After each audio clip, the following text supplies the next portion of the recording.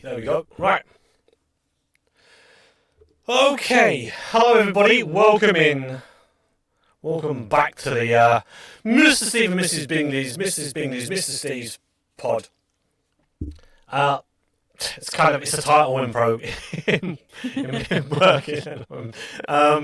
Yeah.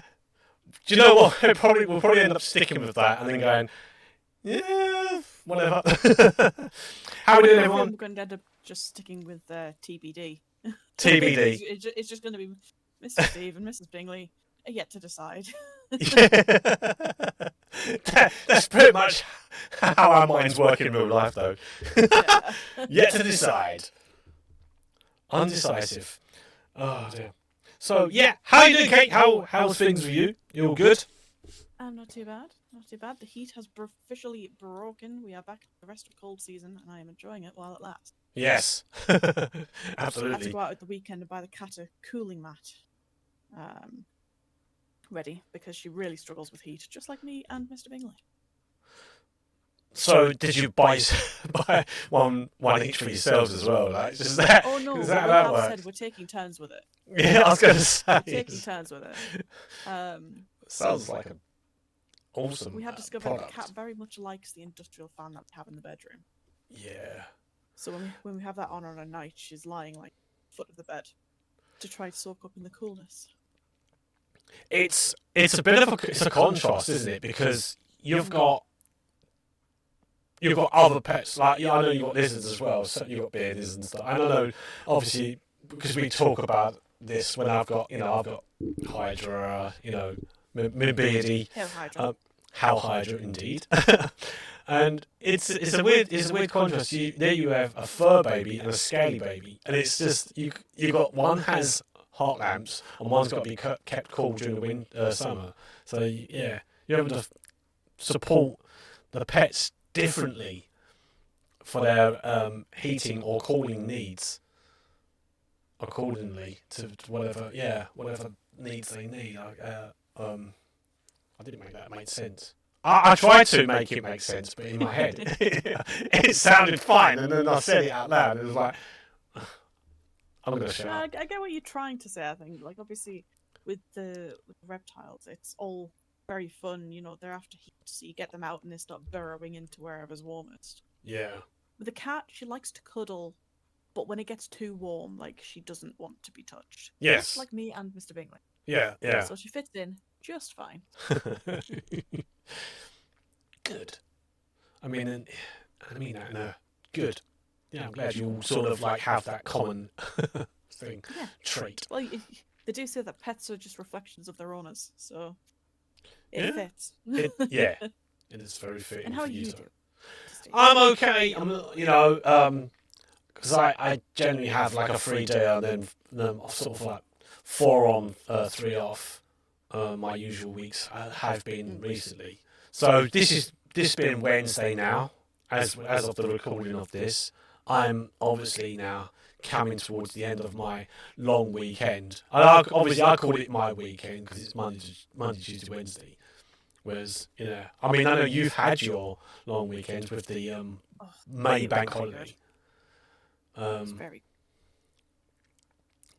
So yeah, I was fortunate enough to work in hospitality and able to get bank holiday Monday off, which is really nice actually. A rarity. It is a rarity, so I'm grateful for that. But yeah, we do hate the work that we got, but we love it at the same time because it pays our bills. Without it, we're kind of like, yeah. I won't get political about it because it's an ongoing thing anyway. There's nothing you can do about the situation. Well, other than just don't be happy and not spend any money and yeah. Oh, I said I won't get political, and I almost went down that slippery. Got political. I almost went down that slippery fucking slope. Brilliant. Anyway, yeah. So obviously we will. As the podcast is, we like to just pretty much discuss things pretty much in any kind of media, right? So, last week it was predominantly about gaming, and that's kind of that we did I think we both agreed that was pretty much how that was going to go down, because we're coming off the back of the other podcast, Yeah. and so that was a natural thing for us to do anyway. But yeah, I've got a couple of things that I do want to discuss this week. That's somewhat different, which is, and I know you've got some things as well you want to mention. But I think before we go into it, because now we did state we pretty much talk about Phasmo on a regular basis. I mean, a regular basis pretty much being every podcast we've ever done, every episode and every form of podcast we've ever done, and for good or bad reasons. It's what we always like to mention any sort of updates, and this week's is no exception, because that we said it last week. We said that there was the update was due out. It is now out. It came out on the 5th of May.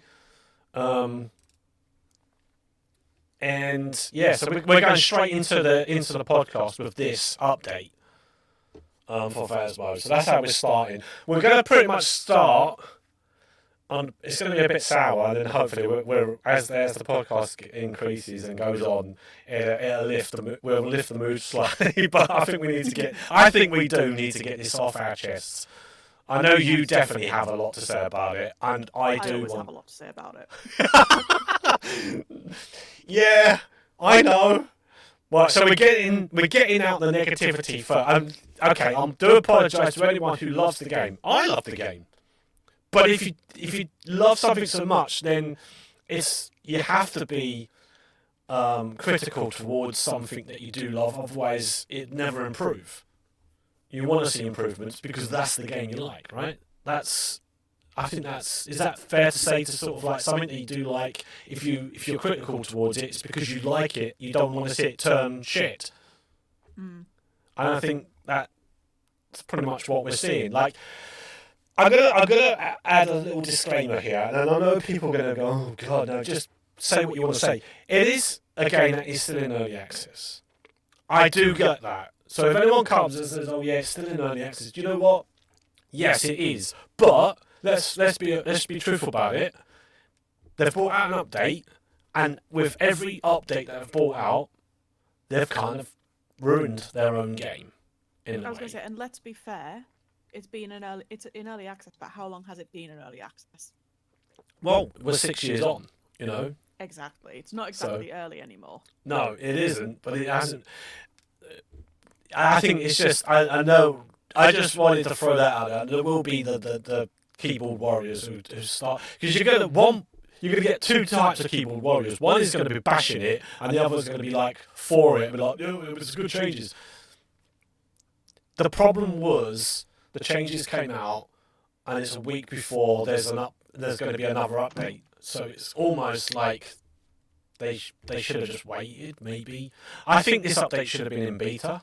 I think may have been said before. Yeah. I'm not sure where. This one should have been in beta and then not released on console, which sounds a bit unfair, but that's just how that should have gone.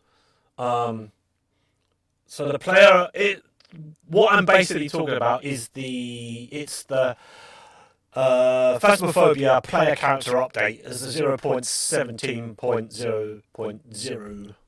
I don't know if that's how you say it, but that's how I'm saying it. I'm reading it literally quite as it is. Right?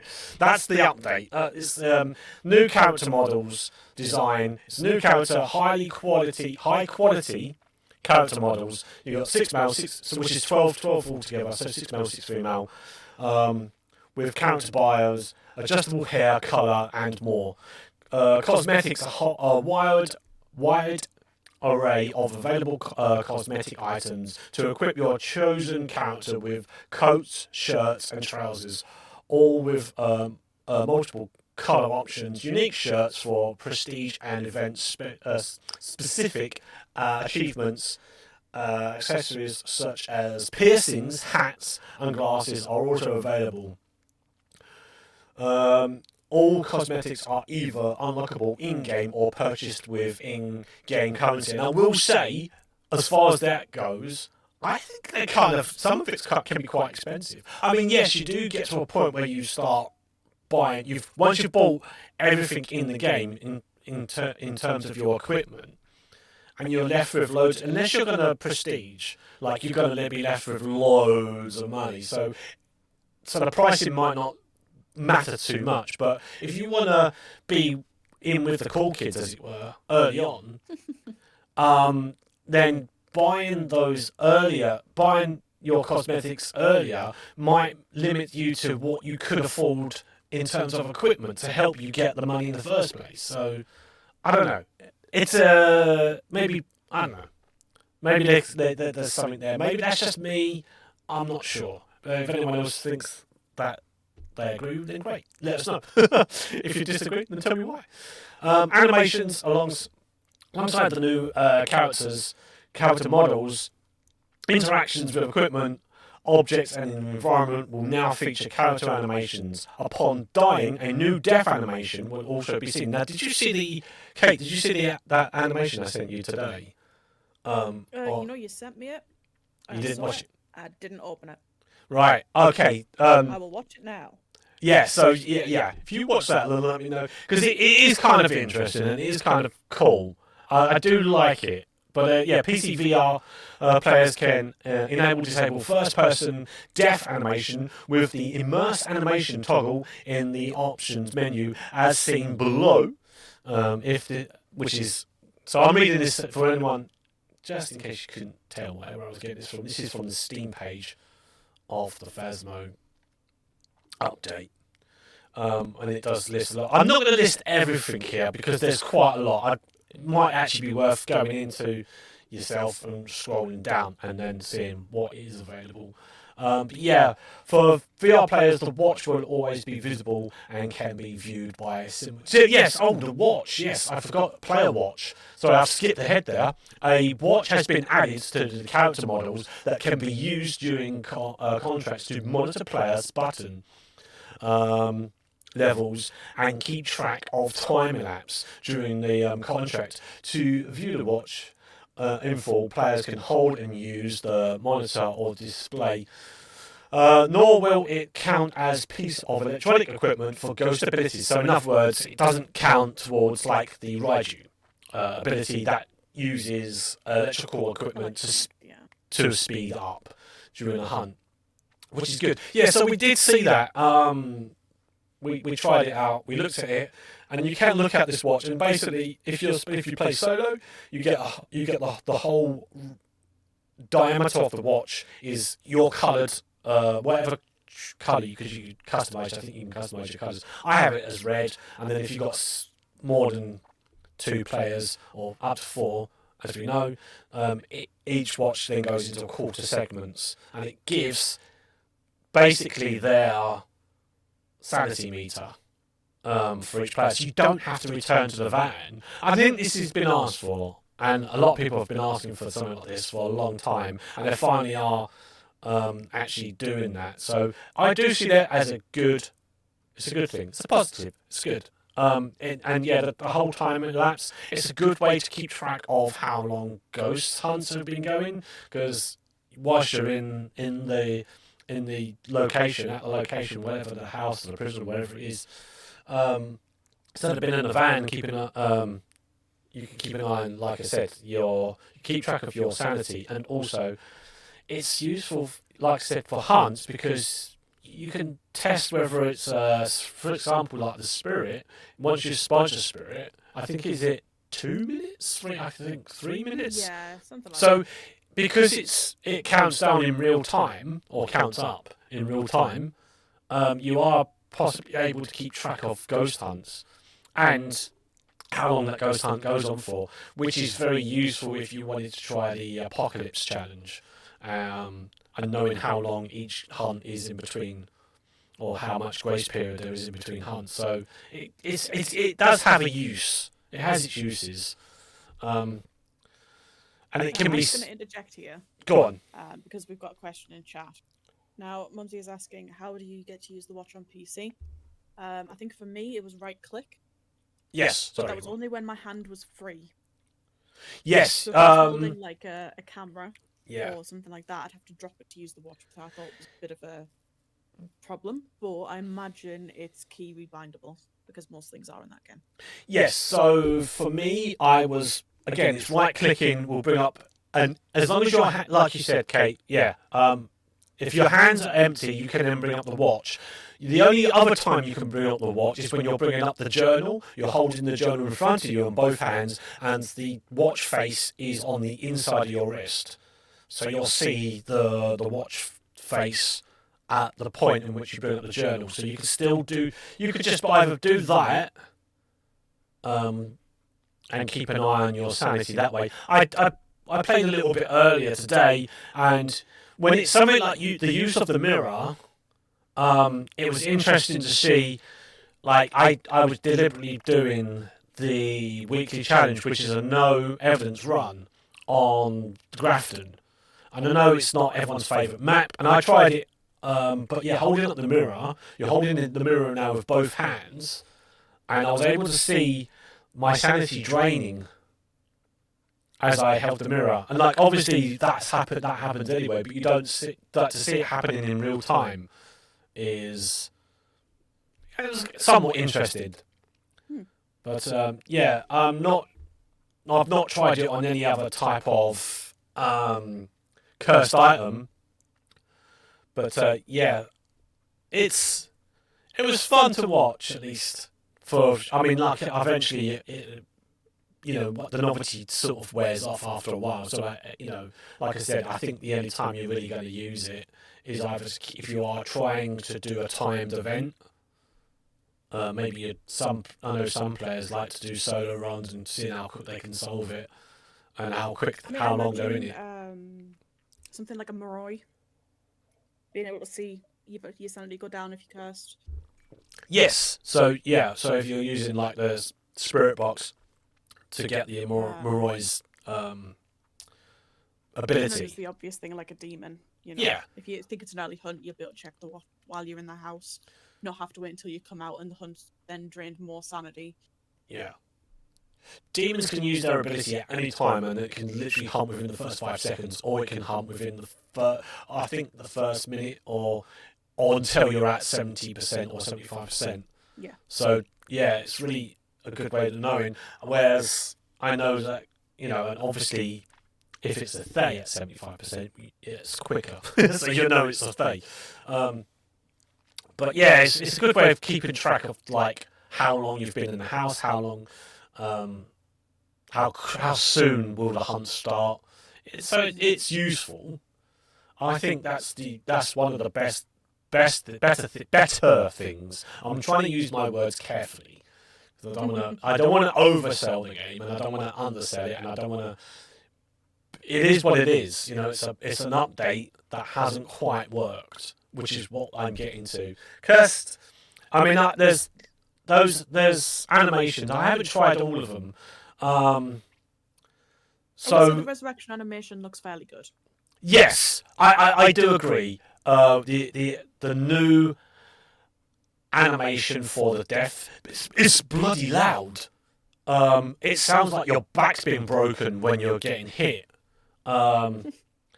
From behind, especially from behind, and I don't know if it's a directional thing as well, whether it's louder from behind than it is at the front of you. I never really experienced it fully to test it to find out whether that is the case. But yeah, I got killed a few times, and it does sound like your back's been broken. And I imagine, although I was alone, I would imagine. I can imagine what that animation looks like because I've seen it happen. Actually interesting. I did see if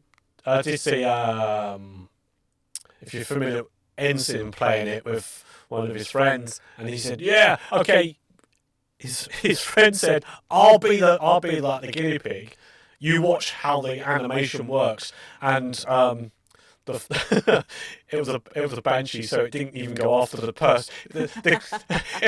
So it went after Ensign instead. So you only got the first person. It was brilliant. I was like, oh my god, it's actually a banshee. So we never even got to see the animation. for the first time. The accidental banshee bit. Yeah, accidental banshee. It was brilliant. As far as the update, like I said, I'll just read these changes. Just a few things which are noteworthy. ID cards, and badges are now equipped and swapped with the customization shop menu rather than the main menu. The room a player will enter after being killed by the ghost has been removed, with the player now seamlessly transitioning to the dead site. So there's no longer that transition in between. It's just literally you're straight there. Player's journal. The journal is now appears in the game. The journal will now appear in-game when being used rather than being a separate UI item. The Prestige... I'd like to comment on this one. Go on it. That particular one. Now, for somebody who doesn't play the game, what Steve's just described there is previously, whenever you bring the journal up and that's what you use to, type in your evidence, choose your goals type, check your evidence, whatever, it's almost been like a pause screen. Yeah. The journal just shows up in front of your face, and I quite like Yeah. this new update. You are physically holding it, and it is like 5 meters in front of your face. I can't read the damn thing. Yeah. And not to mention, the fact that you can see the hands. Now, I will say it's probably good for the sense that you can still see the watch. So you see the watch when you're looking at the journal. I get what they're going for, but the execution just looks janky, and I can't read the book, and I just don't think it looks. That might be a controversial opinion. Yeah. Yeah. No, I this is gonna really I think this could divide people on this one. The prestige limit has been increased to 4,000. Additional note, no additional unlocks are available after Prestige 20. So what we're aiming for now is just earning money now for those cosmetics, isn't it? But you've got to get, in order to Prestige now, you've got to get to 4,000. Now, Prestige limit used to be 100. I've just got to 10, and I'm glad I did the 10 because it's a nice round figure to sort of end on. Because now I've got to work to get to 4,000. That's now asking me to play a game that I like, but find it difficult to play at times because it gets a little bit janky. So I don't play it as often as I used to. So I'm not going to get that 4,000 in XP now. Or Prestige. Sorry, for me, it comes back to what we kind of said in the last episode. If you're playing that much of the game, you need to go outside and get some fresh air. Yes, yeah. How many hours you'd have to get in to get Prestige 4,000? That is ungodly. It is absolutely insane. I'm really... Yeah, I don't know. I don't know. When they introduced the whole Prestige thing back in, I think it was August of 23. I think it's we're about 3 years ago now. We must be about 2 or 3 years ago. They added the Prestige thing, and you just got to 100 Prestige. You lost everything, but then had to regain it all, which for me wasn't that bad because at the time at least, I was enjoying playing it. I find myself less and less enjoying it because of the too many broken things that they're putting in. Code.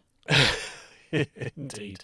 Physics have been added to all doors, meaning they will now continue to move after the player lets go. Okay, so if there's a breeze that you'll hear the door and then think it might be a Ure. Flashlights will be held in the player's left hand and can be dropped when the right hand is empty. Equipment such as the tripod can now be placed while standing. All items will now be placed on the character model rather than invisible unless equipped. Tier 2 sound recorders are now included in the all audio only weekly challenge. The lowest FOV option is now 70 rather than 60. The default settings remain at 70. VR specific changes. The inventory belt has been removed, with all items now being placed on the character's model. The teleport movement circle will now render on top of the objects and will be invisible until the player presses the teleport button when at full stamina. So there's also a list of fixes which I'm not going to go into because a lot of them refer to the VR anyway. But yeah, if you want to look at those, they're in the Steam and probably even on the website. There are known issues. It's weird. They released this yesterday with known issues added. So yeah, like why release it if you're not ready, bro? There's at least 12 listed, 12, 13 listed of known issues. The following issues, and then there's a group of other issues. Will be fixed with the launch of the Phasmophobia's next update in May the 12th. So yeah, it's like this is where I come back to saying I'm going to close that down. It's actually giving me a headache looking at it. Yeah, this is where I come back to saying when I said that at the start. I think it should have been in beta. I think it should have been on console. Sorry, console players, but like let's face it, since the console launch back in I think it was last two years ago, maybe. 2 November. Yeah. Month. Yeah, something like that. But since the console release, no update has been good. Like it's been, like in the early days of Phasmo, they used to have small patches nearly every week. Just to keep it fresh, just to make sure that it was always fresh. Now it's always we've got a big update coming, and then they just pile everything into that big update, and then say, "Oh, but we're known." But what doesn't work, we'll fix it later. Yeah, so there's going to be a collaboration with Alan Wake from the 12th of May, and that's when they're going to fix everything. But then why? It just doesn't make sense to release this. The problem is that they set things in stone by announcing dates. You should never announce a date for an update because I think it's better to just release it when you know. The moment you set that in stone, you're kind of going to have to go with it. Otherwise, yeah. So I'm going to speak as somebody who has created an app before, who works, with a lot of compute stuff. Yeah. The general rule of thumb, as I understood it, was that once you give a firm release date, everything will break. It's called Sod's Law, and everyone in IT, game development, whatever, everyone abides by it. Yeah. Say it'll be released in May. Yeah. That way, you run into some issues, you've got time to fix it. You have to push it back a month, you say, so sorry, but there was a critical failure, it'll be released in June. And if it was a one-off, I know we said the first time this happened when they did an update, we were like, you know what, it's a new thing, it was a big update, it can happen. Mm-hmm. But this is every single update since this game was extended to console. Yeah. Every single update. They're releasing at least 2, sometimes up to 5 different patch updates to fix the thing that they've just made. And this is including the regular events, like the Christmas event, the Easter event, the Halloween event. These things which should be standardized and regular and easy for them to turn on and off still have issues every time they put them in. I get, indie devs might not have as much time, as much money, but this game is now, 6 years old? Yeah. It's a big game. It's got a lot of support. You've got a big fan base. Put the damn effort in. You game developers, fix your code. I really enjoy Phas when it works. Yeah. But the fact that it doesn't work just makes me not want to play. Because, I mean, you've noticed, Steve, when we're playing, I get irrationally angry. You do, yes. Because I know how easy it is because to fix some of these things. yeah, You know, things like the bone in Sunny Meadows only ever spawning by that one door. That is such an easy thing to fix. If once you find that in the code, piece of piss. Granted, finding it in the code might take a while because there'll be a lot of code for a game of this size, but dude, it's worth the effort. You look like fools. I will. Yeah, again, I'm going to add something to the what I said about it previously coming out when it first came out. There was one. It was just the main developer. It was a solo creator, and he was When it's one guy in a room, I get it. And he was able to bring out small patches on a weekly basis, rather than big updates. But it's like, I think they're justifying the. I don't want to say this in a horrible, like, I think they're just justifying someone's job by saying, well, actually, let's do this big update because that's what I can do it much better. I don't do computer. I've never done anything along with anything what you've done, and I don't know what it's like to do games. But I just feel like, in a business way, sometimes I've heard it. People will try to protect their jobs based upon by saying, well, I need this amount of time to do something. So I just feel like maybe that's what they're doing. I don't know if that makes sense. I mean, if that makes sense to anybody, but like, for me, all it boils down to is a bad business model. Yeah. You're making a lot of changes and you're being put on a timeline that you can't make work, and rather than managing the expectations, you're forcing it out when you know that it's broken. Yeah. And there are some things that have been wrong since the game was released on console that they still haven't patched. 18 months later, we're still having issues of getting the wrong ghost with 3 pieces of evidence. That's the fundamental of the game. Surely, as a business model, the very fundamental of what your game is supposed to be should take top priority over something like character customizations or a new Easter event. Yeah, no. Because I can guarantee, if they skipped the next Halloween event and said, you know what, we're not doing this year's Halloween event, instead we're going to fix all the bugs in the game, people would be ecstatic.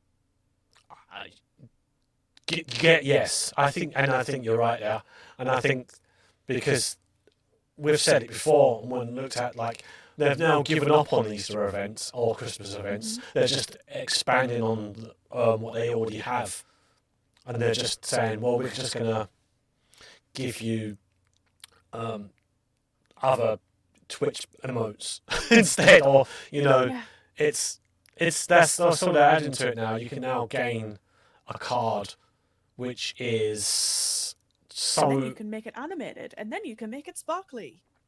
Where's the incentive? Yeah. There isn't. It's like the trophies was such a big deal, and then they was like, well, we're not doing that anymore. I know we've spoken before about, like, now there's empty gaps in people's trophy cabinets because there aren't any more trophies to get. Yeah. I think I'm missing, in terms of the events, I'm missing one trophy because I missed one of the very first Christmas. I think it might have been the Christmas event.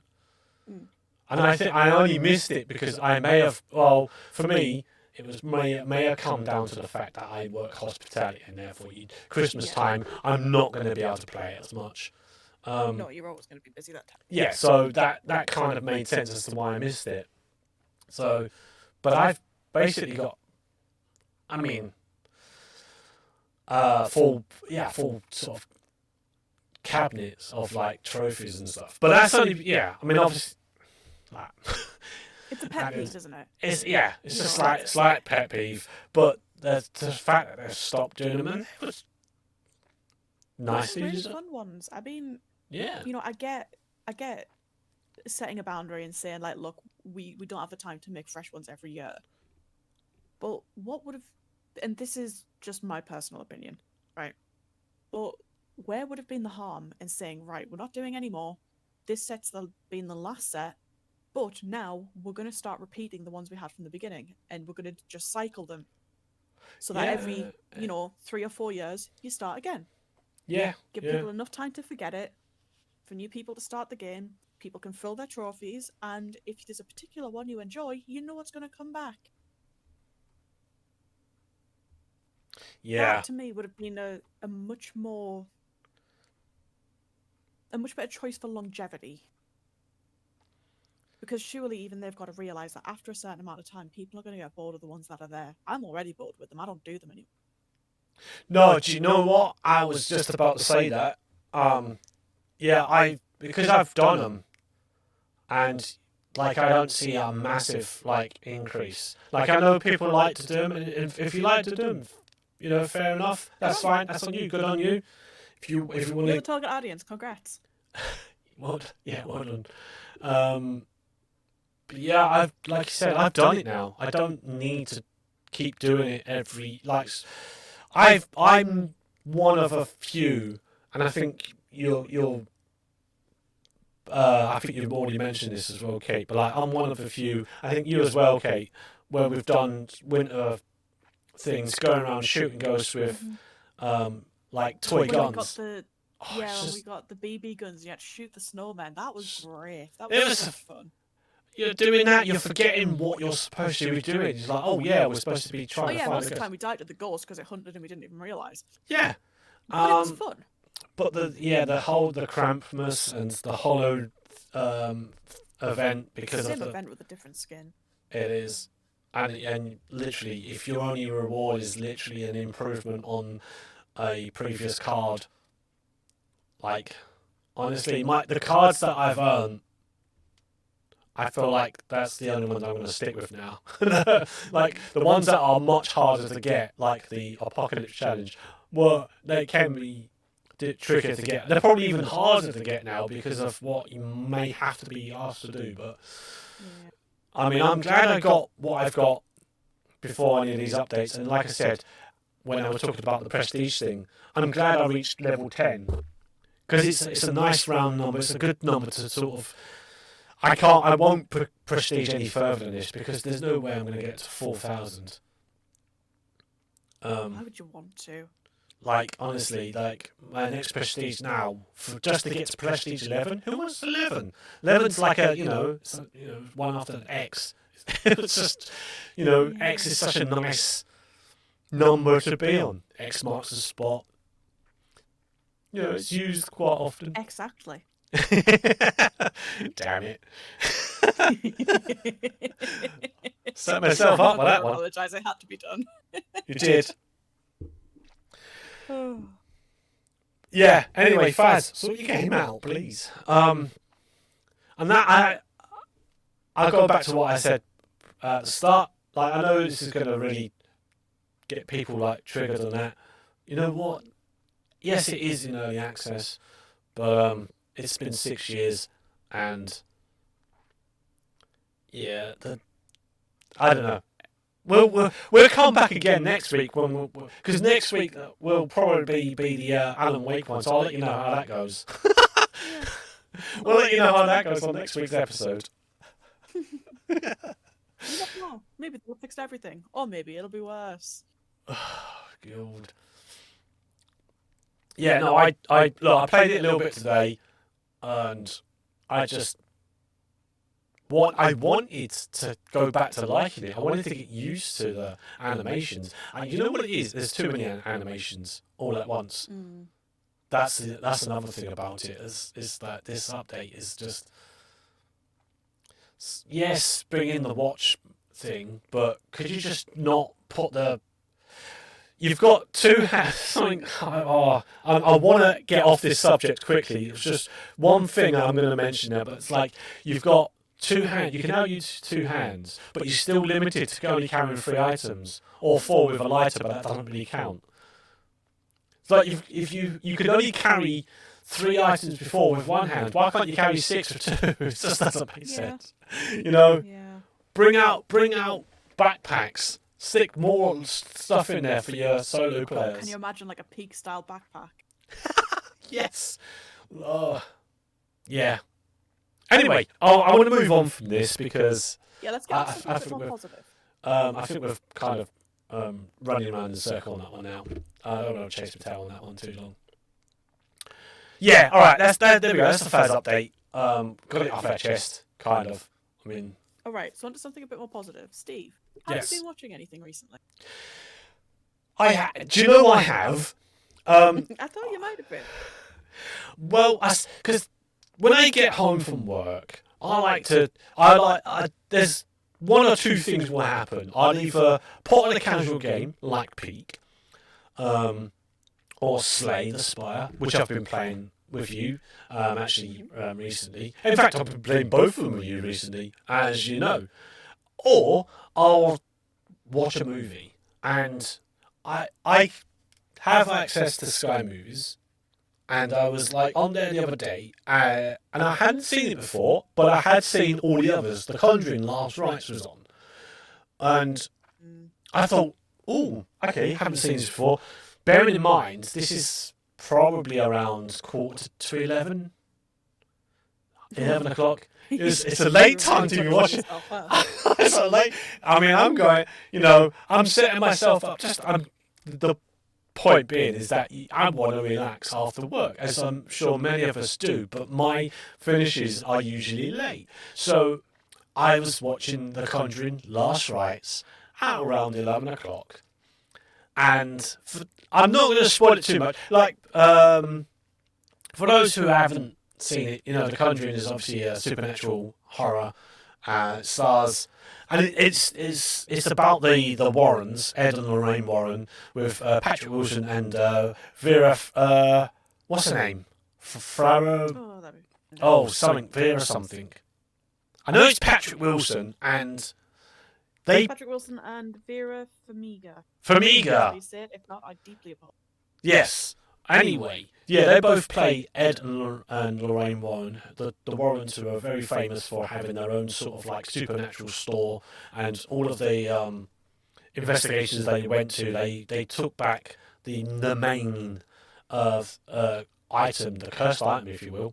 And in this one, it's about the mirror that they've came across, which was the mirror with the three cherubs, I think. Yeah. And it was kind of a haunted mirror, if you like. Again, I'm not going to spoil too much about it, but it may have been because I was tired and watching it when it was late, but there was a couple of times when I woke up very suddenly. I was like, oh shit, that was jump scary. But yeah, I do kind of enjoy those films, actually, the Conjuring films. It's not just The Conjuring, is it? This is the fourth one in the series, I believe. Am I right in saying that? I think it's in The Conjuring, yeah. So you've got the Conjuring films, you've then got the spin-off series films on The Nun. Yes. And you've then got the spin-off series of films to do with the doll Annabelle. So it's a whole anthology, really, of Warren-related horror films. Yeah.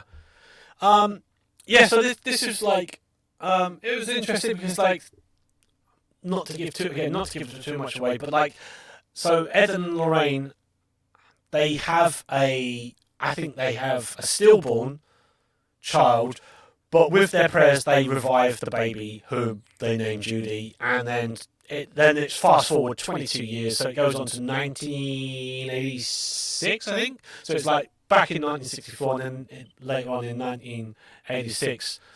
And this is their last kind of investigation. They basically they've gone, no, we're not doing it anymore. We don't want to carry on doing it anymore because we're kind of retired from doing that. But yeah, their daughter Judy gets involved and kind of things go a little bit awry. Things start happening, and of course, because it's their horror films. Yeah, and because it's their daughter, they're like, well, we're gonna have to help our own daughter out. But she gets involved in this family, or the Small family, I think they're called, and yeah, in West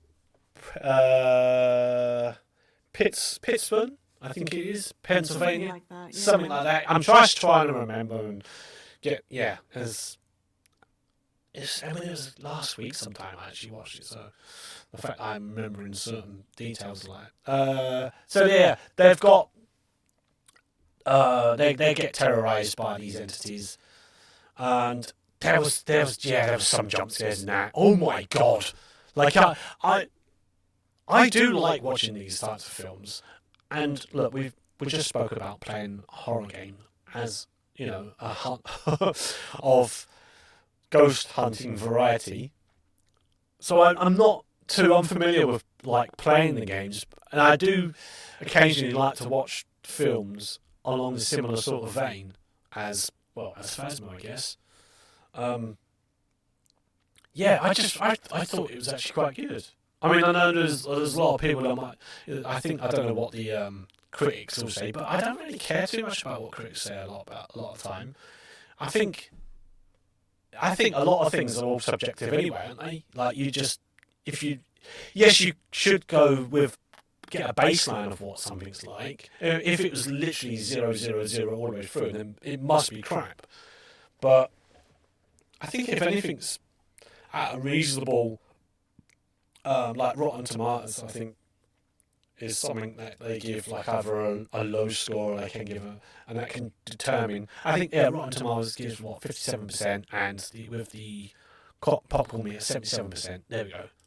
So it's not. I mean, to give my bad. 2 cents on it, like I quite enjoyed the Conjuring films. Yeah, it was alright. And I quite enjoyed this last film. Yeah. I thought it was really good. It was kind of sold as, this is going to be the last film. They're retiring. They want to be retired. So this is to round off the series. All the I's are dotted, all the T's are crossed. And I thought it did a really good job. Yeah. I have one piece of criticism for the film. And it's not even for the film, really. It's for the directors. Right. Because they've now announced another one. Oh, brilliant. Oh, I mean, I say brilliant, but I mean... I mean, really? Don't get me wrong. They know what they're doing. They have a fan base. People will still go see it. I will probably still go see it. But, like, if you're saying something is the last film, and you've rounded it off so well, you've done this really good last film, end it on the high. Or start releasing director's cuts. Yeah. Yeah. That's the perfect next step. For me, it doesn't need another film. Tied it all off wonderfully. And that's the only piece of criticism I have about it, to be honest. A lot of franchises do that. I was going to say, actually, coming into like the horror thing, is it? What was the film I saw briefly?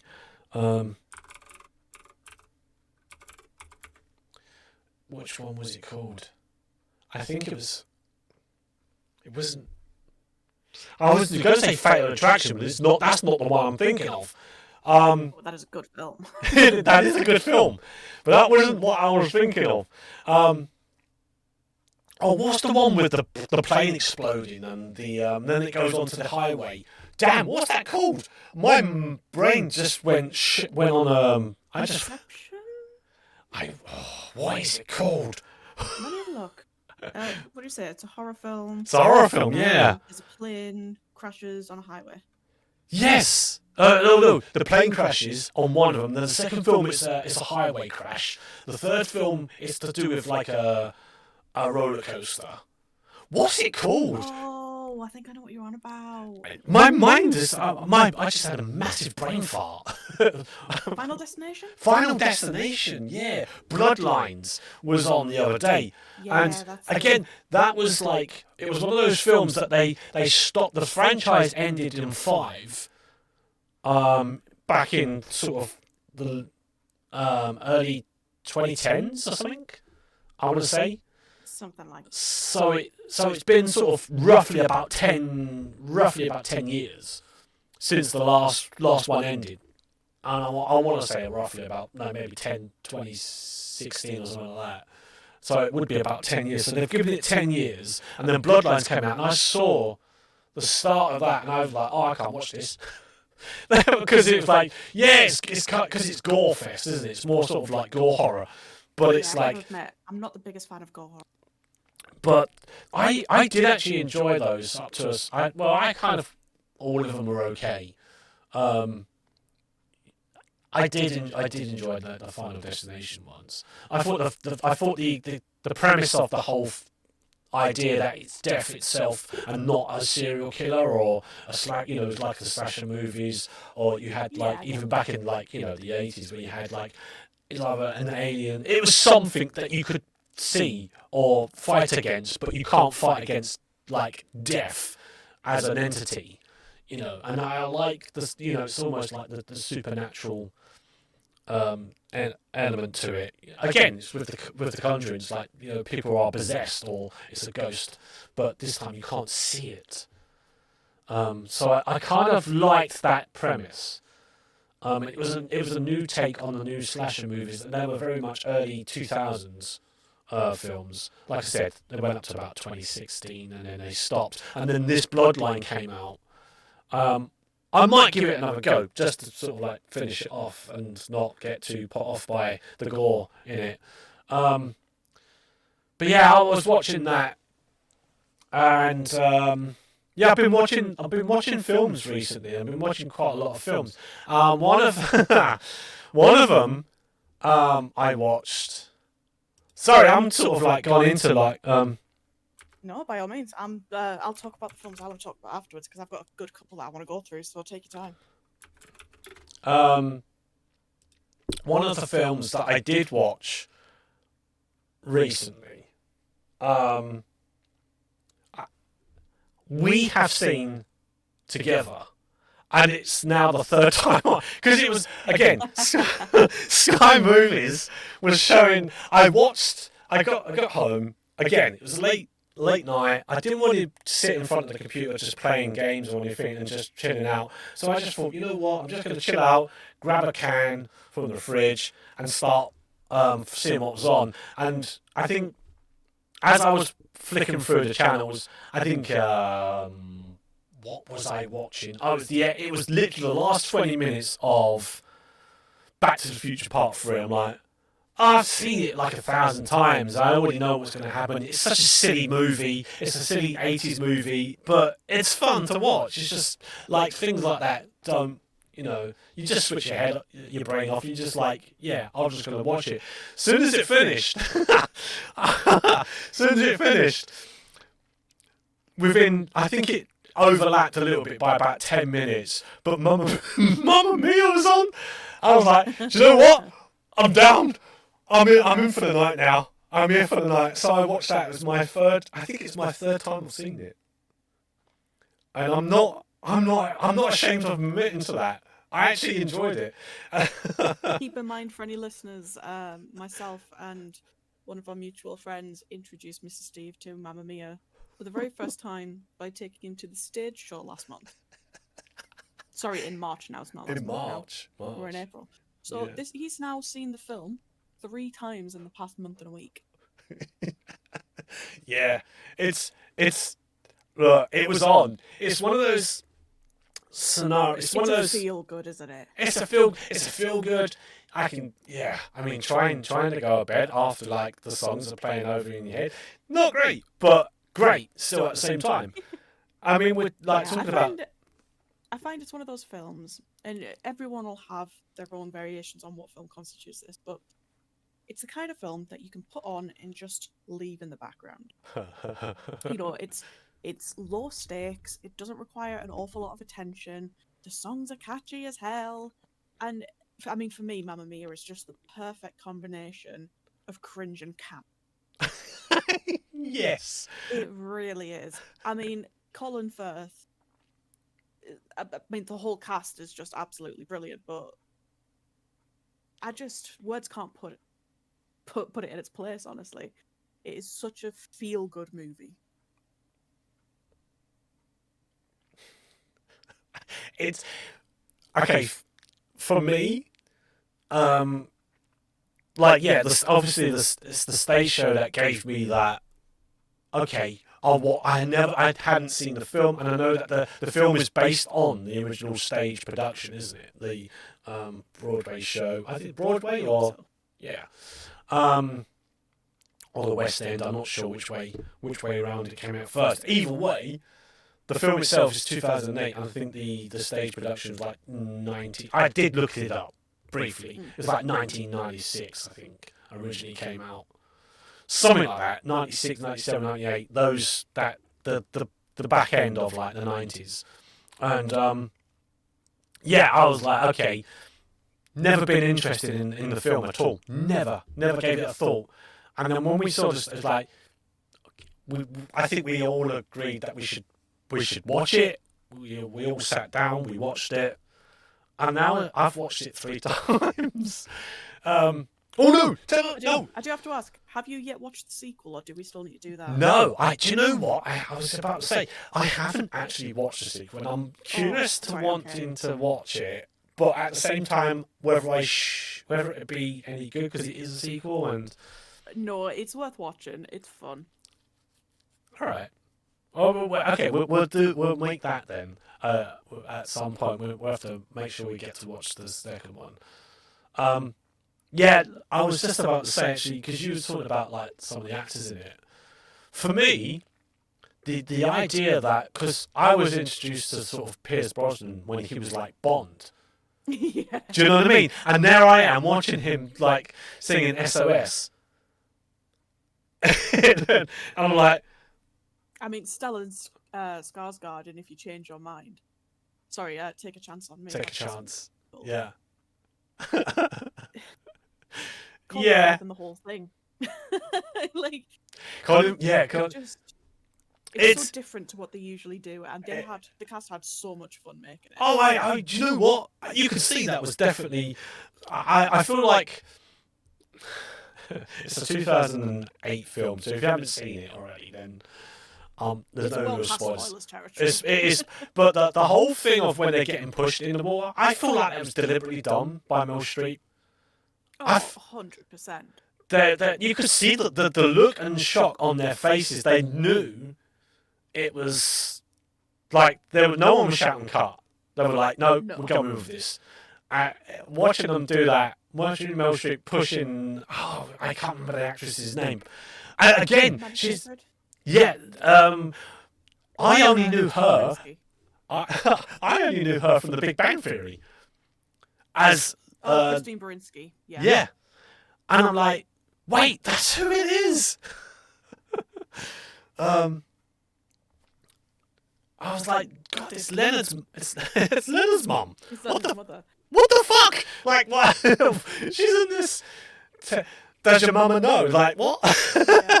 It's like, that doesn't know. Yeah. I couldn't. I didn't. Now I kind of understand the star status that she has, that she must have gotten from the Big Bang cast. It was like, everyone's like, oh yeah, he was in that. Oh great, they may have just talked about it. I can just imagine that. I can imagine how conversations may have gone down. But yeah, yeah. So that's been my recent thing, to coming home and just chilling out and watching some movies, because and I've been enjoying them quite immensely. But when it comes for me watching movies, I don't tend to sit and like watch them. Not at home anyway. I'll watch like a film or it's familiar TV series on my phone sometimes when I'm working, because I often work from home. But what me and Mr. Bingley do, we've got the Cineworld passes. So those of you who don't know, Cineworld is, first of all, a cinema chain in the UK. And second, they have this monthly subscription you can basically do where you pay something, I think it's like 21 quid a month, and you get free unlimited films.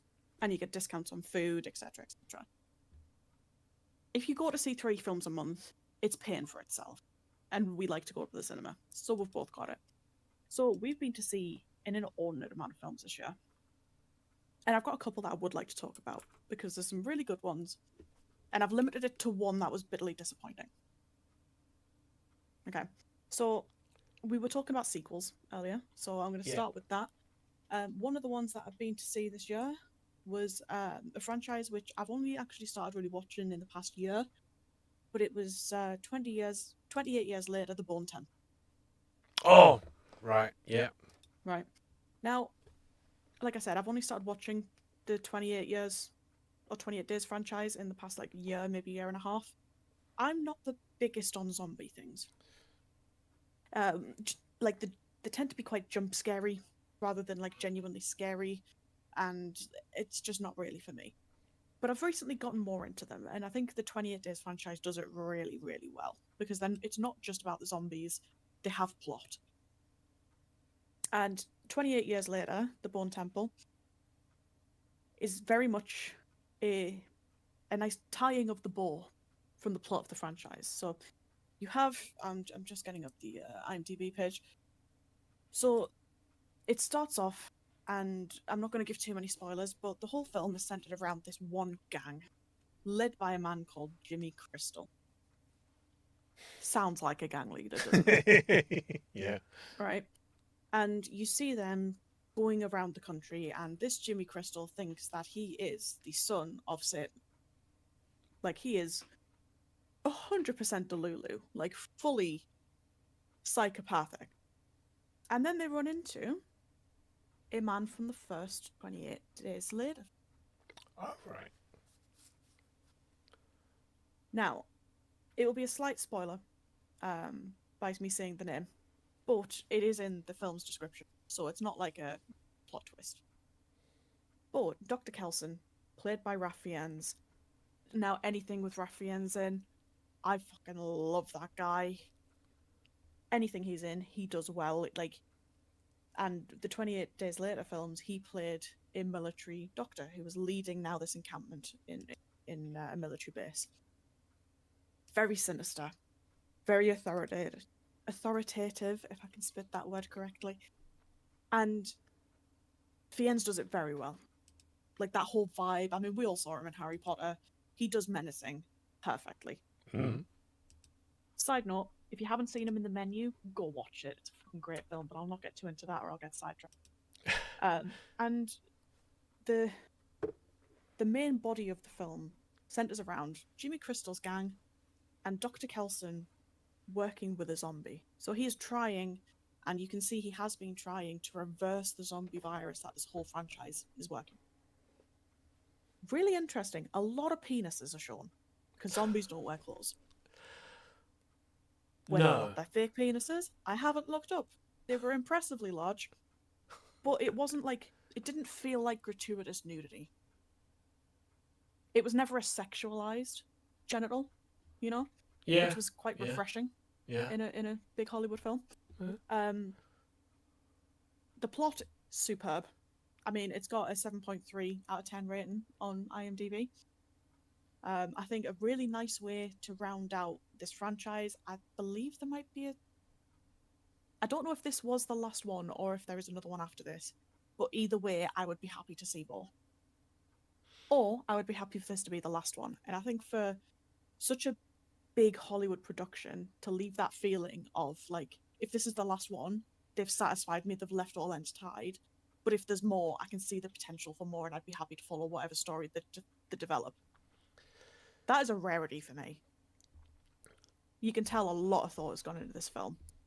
And they very clearly sat and mapped out everything and what they want to do and what they could potentially do after, and drawn the line of, if we take it past this point, we take it too far, we have to do another. Yeah. And I've got to respect the effort that's gone into it. Visual effects, stunning. There was a bit more gore in it than I was comfortable with. I am not a big fan of gore. But when you've got a psychopathic Satanist cult going around in a zombie apocalypse, you gotta kind of expect some gore. Yeah. Once we'd gotten past the main bulk of it, it was fine. Nice. But for me, a solid 8, maybe 8.5 out of 10. Really good film. The ending was superb. So if you hadn't seen it, I highly recommend you do one. So that's 28 years later, Bone Temple. Yes. Okay, so what is this? What is this? The actual difference between that and the 28 years later? Is it? So, Because from what I understand, let me just have a look. So, you've obviously got your 28 Days Later. yes, Which is your standard, it introduces you to the franchise. It's like, it's a very localized story. You've got your 28 Weeks Later. Yes. Which is like, the sequel, and it shows a little bit more of an international. You've got a bunch of spin-off stuff that like is more, I think, illustrated novels and shorts and stuff like that. Then you've got 28 Years Later. Now, 28 Years Later is, again, a bit more of a localized film, which is kind of based on a group of survivors who live on a small island. And it shows the state of the world 28 years after this zombie outbreak, because somebody leaves the island. But it's all about like community and how people interact with each other. Bourne Temple is specifically about this one cult and the Doctor. So it's kind of like a side piece. I'm trying to think of a good example to compare it to, but I really can't think of one. Actually, I probably can. I think of it like the Conjuring films. So The Conjuring, The Conjuring 2, The Conjuring 3, and then The Nun was released. Right. The Nun is Bourne Temple. Right. Okay. Yeah. It's DLC. Yeah, it's DLC. Exactly. Yeah. All right. So you got the main feature. It's done really well. Yeah. You've got your main feature, and then you get your DLC, which extends the story a little. And the universe. And the universe of it. Yeah. No, and potentially sets up for a spin-off. Right. It really well done. Like, if you're gonna make that kind of sidestep film, take this film as an example. Because I was somewhat confused with the whole 28 years later, and then people saying, "Oh, it's really good," but I think people were probably confusing 28 years later and 28 years later, the Bone Temple.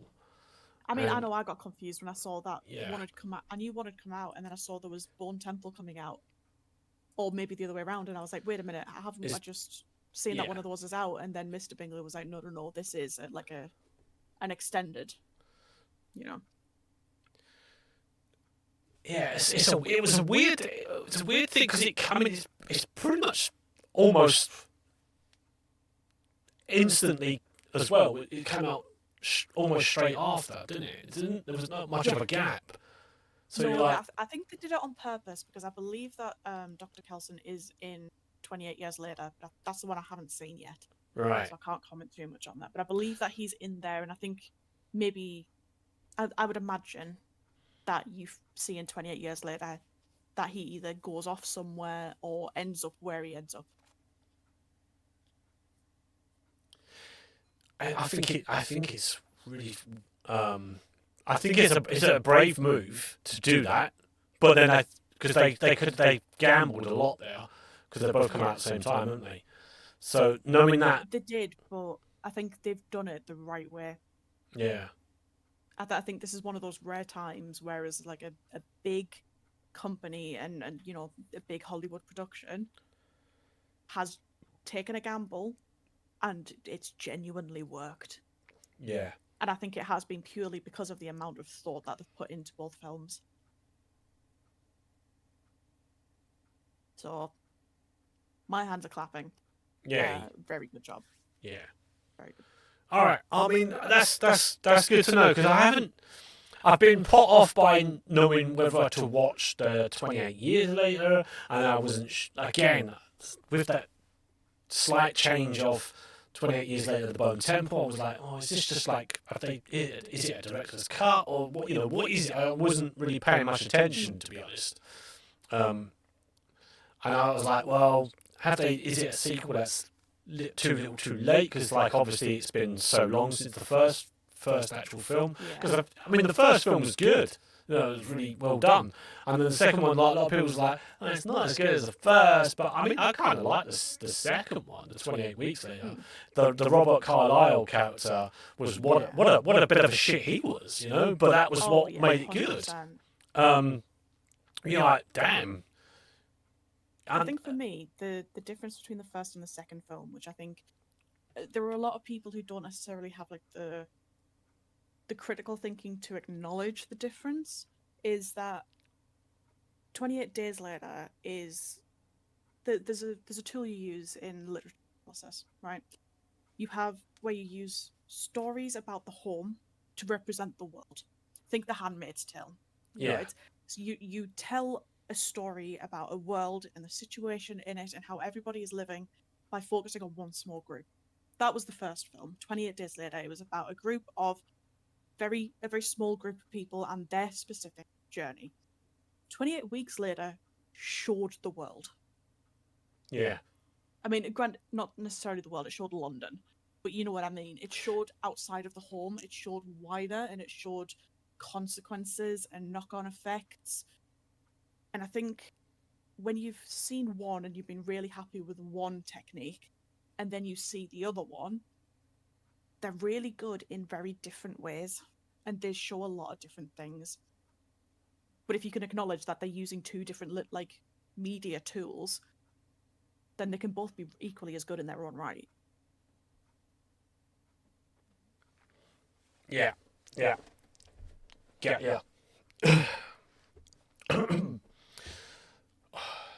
Right. So that's something I'm going to have to look out for. Yeah. I mean, I'm sure we can speak to B and get it on the Google Drive. I'm sure she wouldn't mind doing a film night for 28 Years Later. Absolutely. Absolutely. I would definitely be down for that. So, next I want to talk about is genre of film that has been coming out this year, and I've noticed it a lot recently. I am all for it because I love this kind of film, and it just fills me with a childlike glee. The genre is feminine rage. What? There has been such a magnifying glass on the world of feminine rage recently, and I mean, given the political climate and the state of the world, I'm not surprised. But it's led to some good films, and it's led to some bad films. So, I'm going to start with the bad film. I say bad. It wasn't bad, but it wasn't what I expected. And it was disappointing that it wasn't what I expected. Now, you know me, I am very big on occult and literary classics and supernatural, preternatural horrors. Yeah. So when I saw the trailer for The Bride, I was all up in that shit. It's got feminine rage, it's got undead women, it's got Frankenstein, it's got yearning, ticks all of the boxes. The trailer sells you this story of a woman who has died. And you don't know how she's died, just that she is dead, and she is reanimated to be the bride of Frankenstein. You see clips from the film, and it shows seemingly the story of this woman hunting down the people that have killed her, or at the very least figuring out who she is. And you see a lot of clips of Frankenstein being very supportive, very Gomez Adams coded. Like, this man is yearning, he is an absolute simp, and we are here. The film itself was a tiny bit of a letdown in that regard. Oh. A lot of feminine rage, but rather than just having it be a film about the Bride of Frankenstein, the film opens with a message from the author herself, Mary Shelley. Okay. Speaking to you, the audience. Right. About how she has a story to tell, and she wants to tell it her way, so she's going to possess somebody to tell the story. And then she possesses the alive bride. which kicks off the series of events. Now, if it had just stopped there, it probably would have been fine. A bit of a weird way to start it, but whatever. It's spooky, it's creepy, we can get down with it. The problem I had was she kept possessing this character.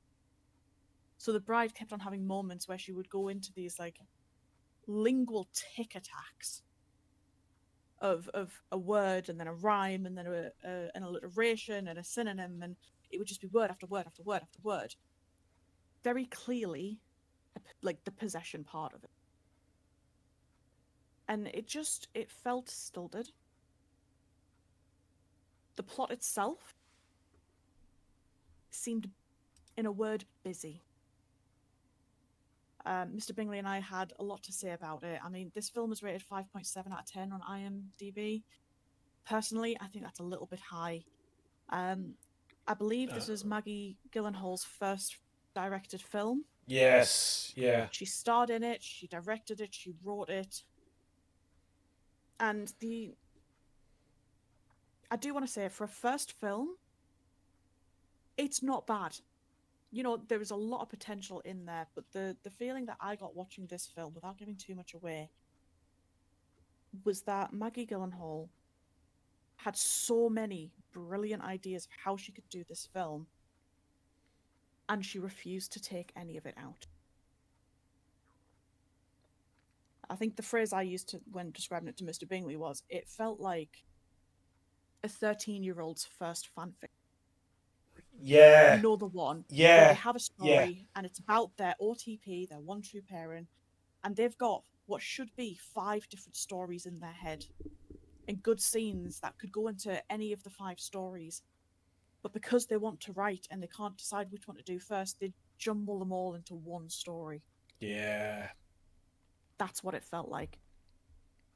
This film could have been 2 or 3 different adaptations of the story of the bride. And I would have, frankly, been quite happy to accept a bit of an anthology of retellings of the bride.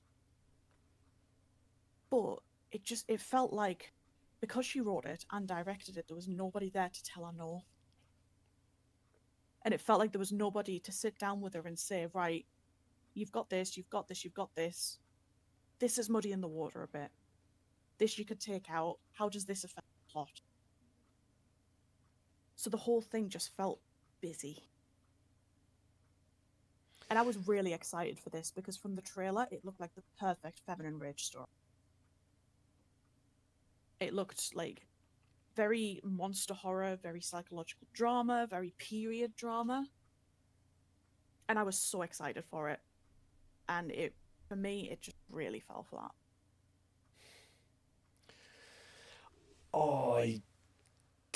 I never really heard much about this until I think you're the only ones who've spoken about it, and I was like, that sounds in The Bride. Okay, and then I sort of understood what it could be about based upon the name, The Bride of Frankenstein. It just made sense to me. But yeah, it does sound like,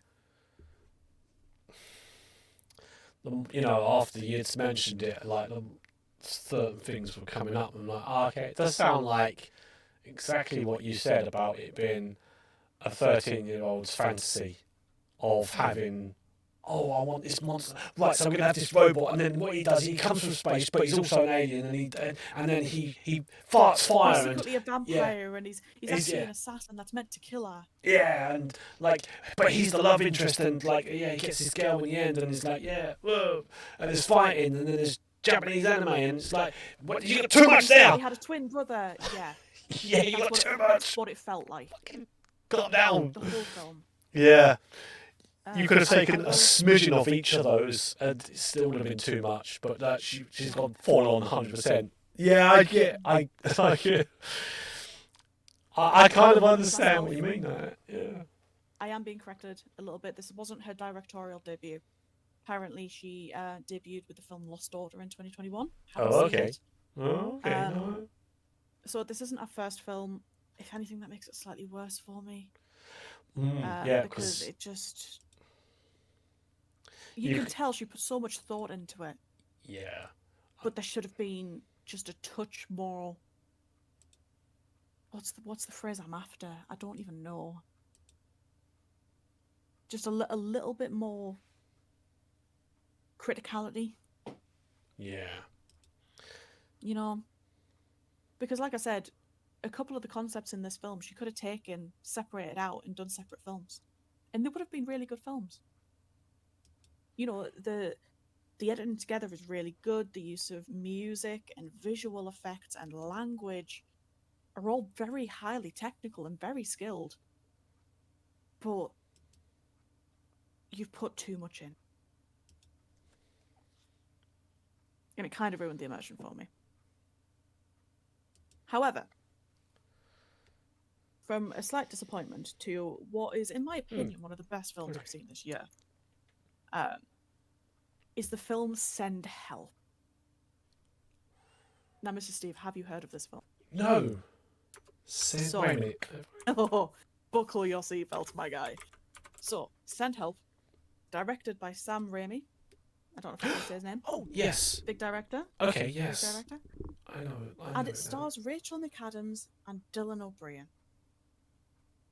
So already, it's going to be good. Yeah.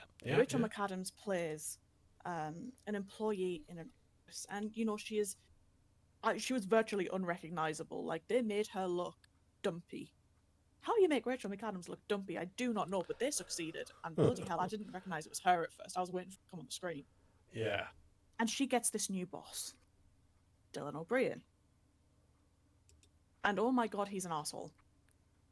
He is misogynistic, he's condescending, he's patronizing. Rachel McAdams' character was promised what's the word I'm after? A promotion. And he basically tells her no. You know, this was my father's business, but it's now mine, and you're not getting it. They then have to get on a plane and go to a conference with a bunch of other dude bros from the company. And the plane crashes. The entire rest of this film are these two characters deserted on an island. Now, here's the twist. Rachel McAdams' character, they do end up taking the mick out of her in the beginning of the film for this, is obsessed with being on something like Survivor. Right. Okay, to the point where she made like a submission video to be on one of these kind of TV shows. That's what they take the mick out of her with. So when they land on this deserted island, she is thriving. She is living her best life. She makes shelters. She knows how to cook food. She starts weaving hats. And Dylan O'Brien's character is useless. Absolutely useless.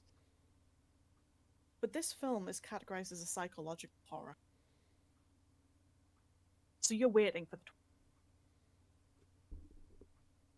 Oh, hello? both of these main characters are unhinged.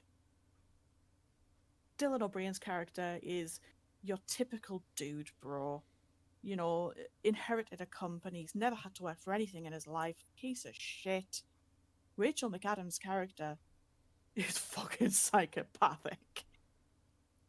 And when I tell you that the phrase feminine rage is perfect. Because that is all this film is. And it is just twist after twist after twist, and some of the twists are kind of played off as misunderstandings, and then you later find out what actually happened.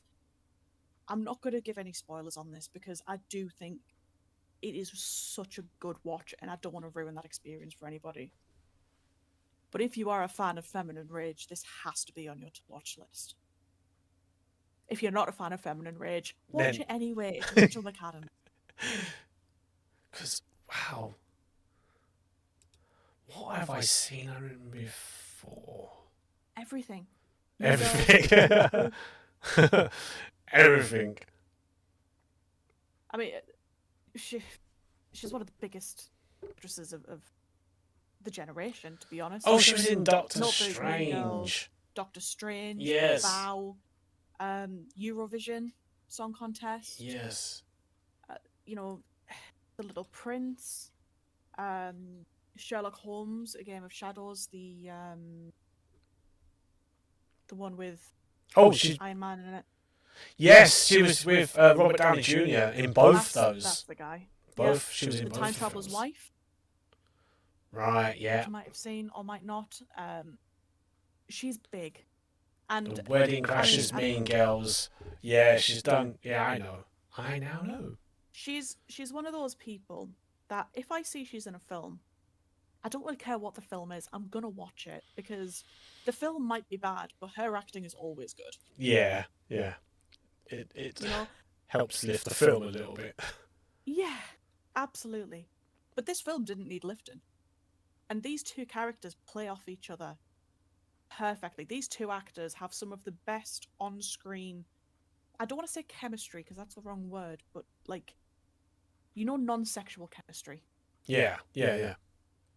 Where like you can just see these actors bouncing off each other and feeding off each other, and it's so well done. It is such a beautiful film. The ending is a tiny bit weak, I will say. But because of everything that's happened in the film, you get to the end of it and you think, you know what? That was a weak ending. But I kind of don't really see it ending any other way.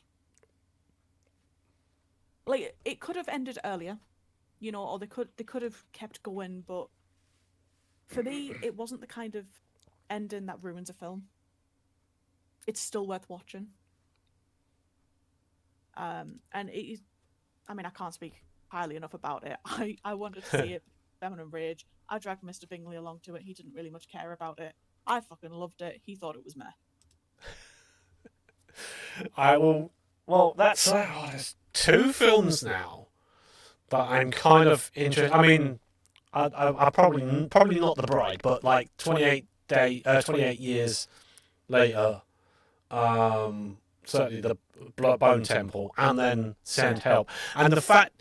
So, I was a bit disappointed with Sam Raimi's recent stuff that he'd done because it wasn't the best. Like, obviously, he's more famous for doing some of the early 80s horrors that we're familiar with. I know he did. This had a similar feel. It felt like a modern version of those films. Yeah. He's very clearly gone back to his wheelhouse. Yeah, he's going back to what he knows, because obviously, he did the Evil Dead series.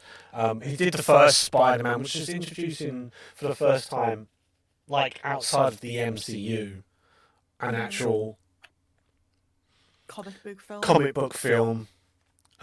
Yeah. So in my opinion, some of his best work. Yeah. But then again, I am exactly the target audience for this film, so I will take that with a grain of salt. But highly recommend. It has been, this film for me has been beaten out this year only by 2 movies. One of which is Iron Lung, which we talked about in the last episode, so I won't go too much into that. But the other one, which is kind of battling with Iron Lung for my top film of this year. You may have seen it. You'll have definitely heard about it. It's Project Hail Mary. I want to watch this because I've read the book. I deliberately read the book on purpose to what? First of all, to watch. Yes, I do. Okay, so I've not read the book. Okay. I didn't realize that there was a book. Right. Until you said that you'd read it. Right. Okay. Makes sense. Yeah. So, Project Hail Mary. Correct me if I'm wrong. It's written by the same guy who wrote The Martian. Yes, it's Andy Weir. Yes. Now, in a nutshell, without any spoilers, this film is about a science teacher who wakes up alone on a spaceship. Mm-hmm. Okay? He's got no memory, and as his memory starts to come back, he realizes that he is on this spaceship because there is a mysterious substance that is killing the Earth, and he has to figure out how to stop it. He doesn't know why he has to figure out how to stop it, but he knows that he has to figure out how to stop it. And then he bumps into something. Yeah. And that's all I'm going to say on the plot. I know pretty much the plot line of this whole thing because obviously I read the book, and oh my god, it's without seeing, like, because obviously I'm now the flip side to what you're saying, because like I've read the book, you've seen the film, you haven't read the book, and I haven't seen the film, but I feel like from what I've heard about this, and I've been obviously not trying to get. Yes, I've read the book and I know that there's spoilers, but I'm also trying not to get spoilers because I don't want to. Yeah. Does that make So sense? I don't- Yeah, I think you get what I'm It saying. absolutely does, because film adaptations are always different. Yes, they can be a lot different, Okay. but I've heard that this is very good and very close to the source material, which I'm very excited for, and I'm looking forward to trying and get. I just haven't been like, well, we know why you're able to get to the cinema. You've got Yeah. the, so yeah. Oh, I'm so glad someone else has got a different Yeah. perspective of this as well. So, what I will say without giving spoilers away. The only human character that you really see in this film, apart from flashbacks, is Ryan Gosling. Yes. So kind of similar to Iron Lung in that regard. You know, there is one main focal. Yes. And it is Ryan Gosling. Now, Ryan Gosling, this is definitely a controversial opinion, so I do apologize. For me, he's a little bit hit or miss. Yeah. Sometimes he's a really good actor. Yeah. But sometimes I think, and this is probably more of a problem with the directors, but sometimes he's given roles where they rely too much on his social standing and his attractiveness, so he's not really given too much to work with, and he falls a bit flat. In this film, that is not the case. He is the focal point. He is the film. And my God, it is funny. It is heart-wrenching. I genuinely cried at one point. The visual effects are astounding. I was a bit concerned that I'd find it a little bit dry. You know, I didn't really know what to expect. I didn't look too much into it before I went to see it. I only went because Mr. Bingley wanted to see it. I am so glad I went to see this film. So glad we went to see this film. It's compared to a lot of what I watch, which is a lot of like rage, a lot of horror, a lot of, you know, psychological stuff. Yeah. This, like Mamma Mia, was such a feel-good movie. Yeah. It's the kind of thing that I would sit and watch again. You know, because there are some genuinely hilarious points in it. Yes. Yes. And there was one part in particular that made me cry. And I do enjoy a film that actually makes me cry. Yeah. Like, when you evoke that much emotion in somebody, you've done your job right. You really have. And this is one of my top films purely because I don't have a single criticism. There was no point in this film that I thought, I would have done that, or I maybe would have shown that differently. This is an 8.3 out of 10 on IMDb. Personally, I think it should be higher. It's only got, what was that, 4 negative reviews? Am I reading that wrong? Oh no, that I am reading that wrong. It's number 4 on the IMDb's most popular movies at the minute. Yeah. It's been beaten only by Apex, The Devil Wears Prada 2, and Michael. I mean. Okay. And to be honest, I think 2 of those is only because they're going to get bigger hype. Yeah. Because of what they're about and who's in them. Oh. Right. But my God, this film. It is brilliant. Oh. Absolutely brilliant. I really can't wait to see it. When there is that much focus on one actor, it's a film that takes a pretty big gamble. Yeah. That is a big risk, because if they don't do everything perfectly, you notice. The first sign that something is off, or, you know, he doesn't quite vibe with the character, you're going to see it, because you are putting this man under a microscopic lens. But my God, he connected with the source material. Right. I'm not going to lie, for a minute, I kind of forgot it was Ryan Gosling. And for such a big actor, the only other big actor who's done that with me recently was Ariana Grande in the Wicked film. Right, okay. The first one, not the second. Yeah. And that, again, when you have such a big actor and you can genuinely forget you are looking at that person, you only see the character. My opinion of this man as an actor has changed because of this film. All right. Okay. Right. Yeah.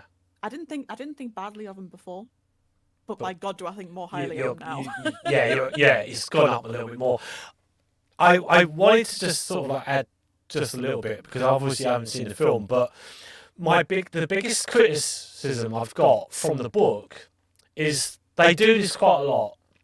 Is that they do film tie-ins releases of the book, which I think spoil the book because the problem is I started to read it when the film was announced, and because the film was announced, I already knew who the lead character was going to look like. I like the book to.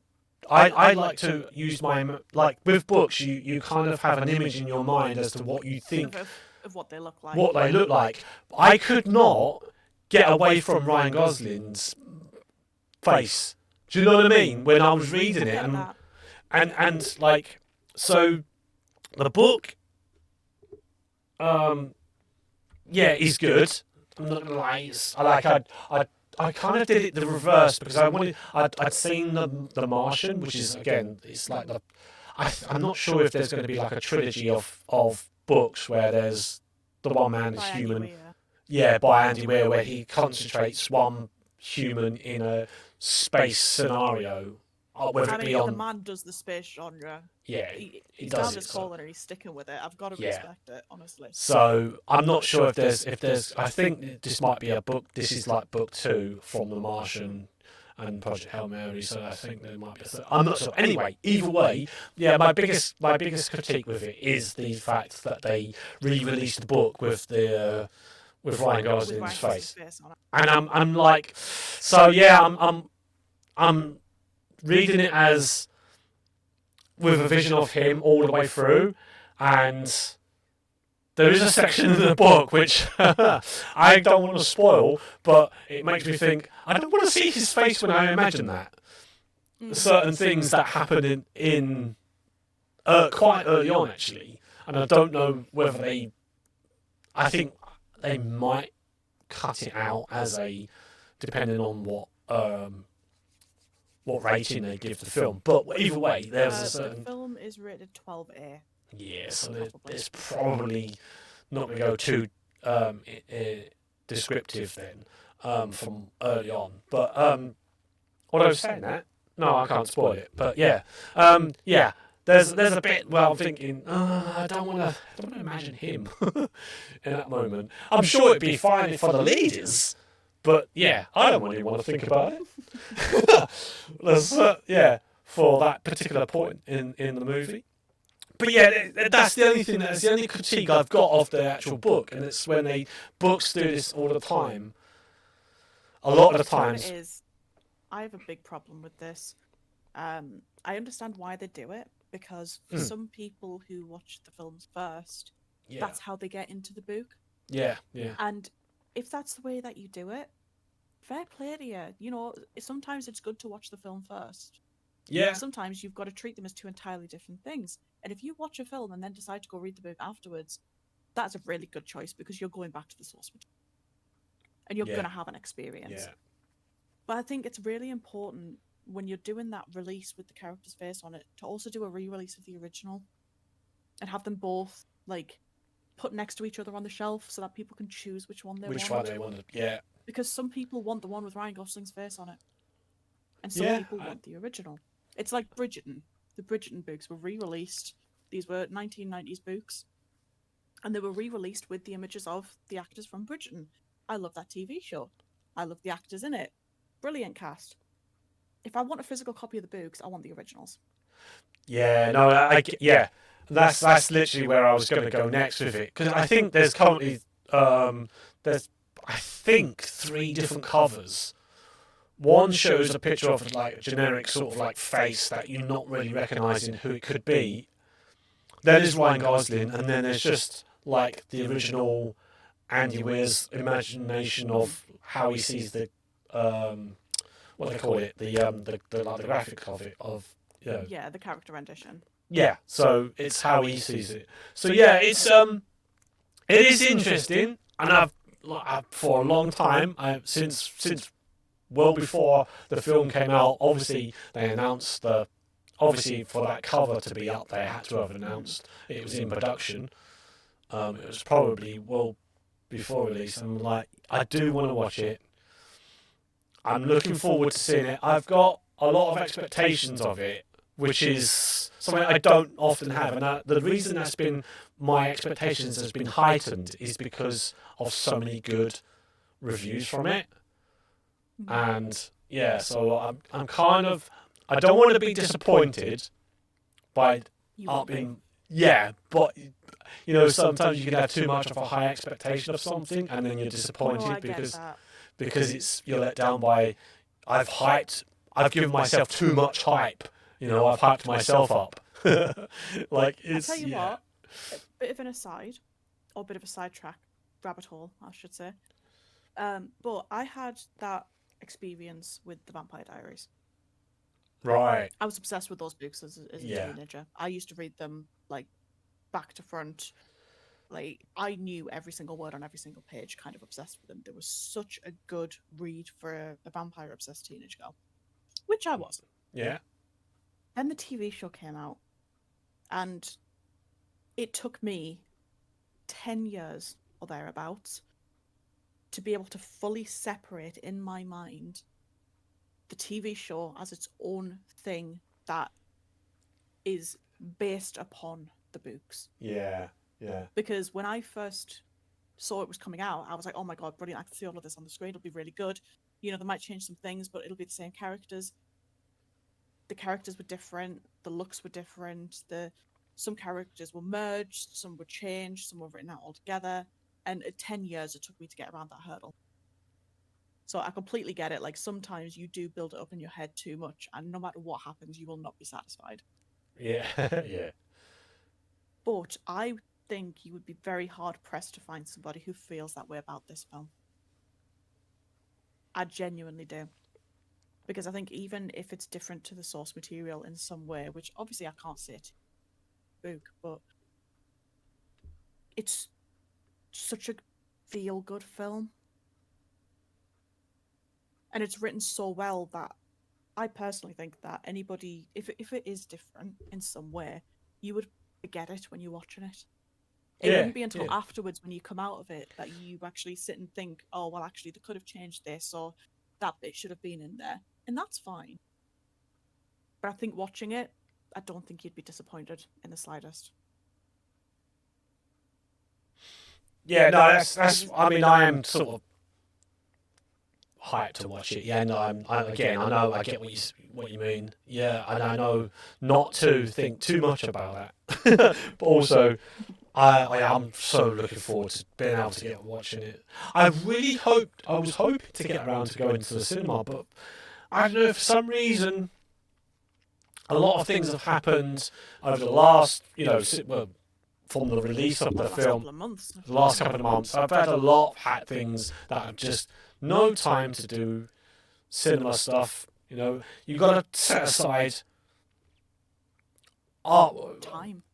Yeah. You know, you're looking at this sort of this film's 2.5 hours long. 2.5 hours, yeah. So it's a long film, although it doesn't feel like it.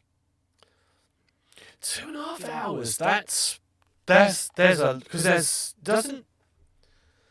Again, I don't want to. Again, I'm trying not to spoil it because, although I know the outcome, yeah, it's very I'd be very interested to see how that 2.5 hours pans out, and how much from the book they take. Again, I don't want to put too much pressure on myself by thinking about what you just said, because no, absolutely not. I think, to be honest, that was another plus point for me, was when you have a film that long, it shouldn't feel like a long film.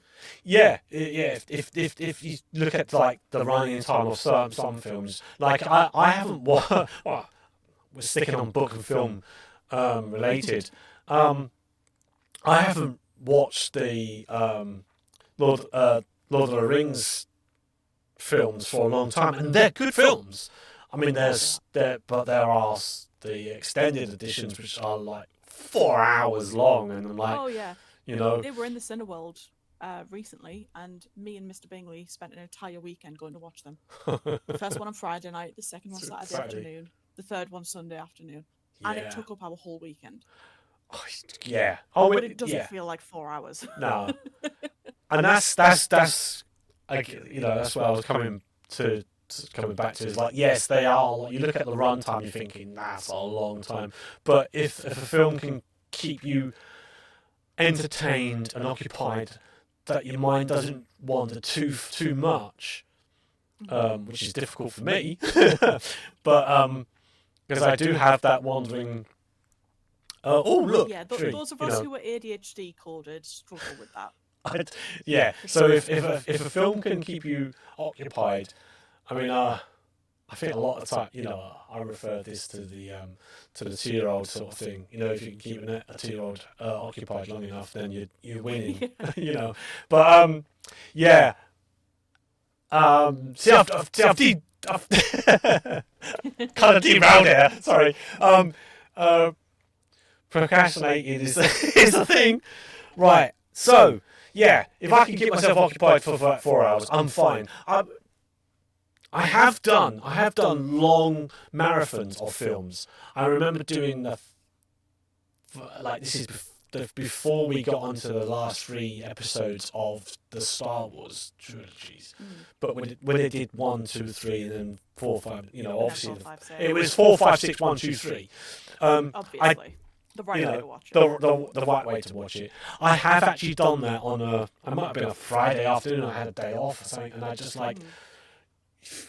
Back when they first came out, however old I was at the time, and I was like, you know what, I've got nothing better to do, and I'm going to sit here and I'm going to watch all 6 movies, and other than like bathroom breaks and grabbing food, like it was doable to do that, and you're looking at, you know, sort of roughly 2 hours each film. Yeah, it's doable. Time. Yeah, so all you're doing is break it, instead of like doing it over a course of 6 films, you're doing it over the course of 3 films. If you want to do the in the Lord of the Rings case, it was.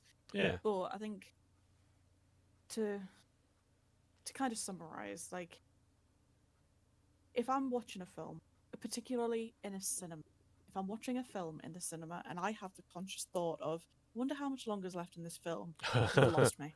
Yeah. Yeah. The immersion has gone. I no longer care. I just want. So for a longer film like Project Hail Mary, for you to not have that thought, I think I had the thought of how much more can they put in this, and that's fine.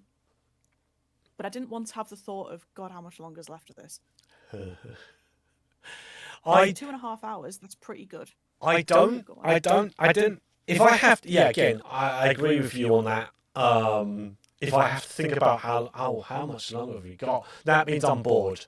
That means to me I'm bored. If I have to think, the 2-year-old wants a snack. Yeah, 2-year-old wants a no. The only time I've actually thought how long is left in the film is I really need to pee. Right? Yeah. I'm like, I really need to pee. I know we must be close, but I can't see the time. I can't see my watch without illuminating it, and that is the only exception to the rule. Yeah. Yeah. That's the only time I've. And do you know what? I think my last cinema experience, and I'm gonna say it now because I think I'm bringing it back to where at the start of this podcast, almost. And that was when I watched Wicked Part 2. Literally, that was the last time my series. Yeah. That was my last cinema experience, and you think how long ago that was when that came out. So I've missed quite a lot of films in the cinema that I still haven't had a chance to watch.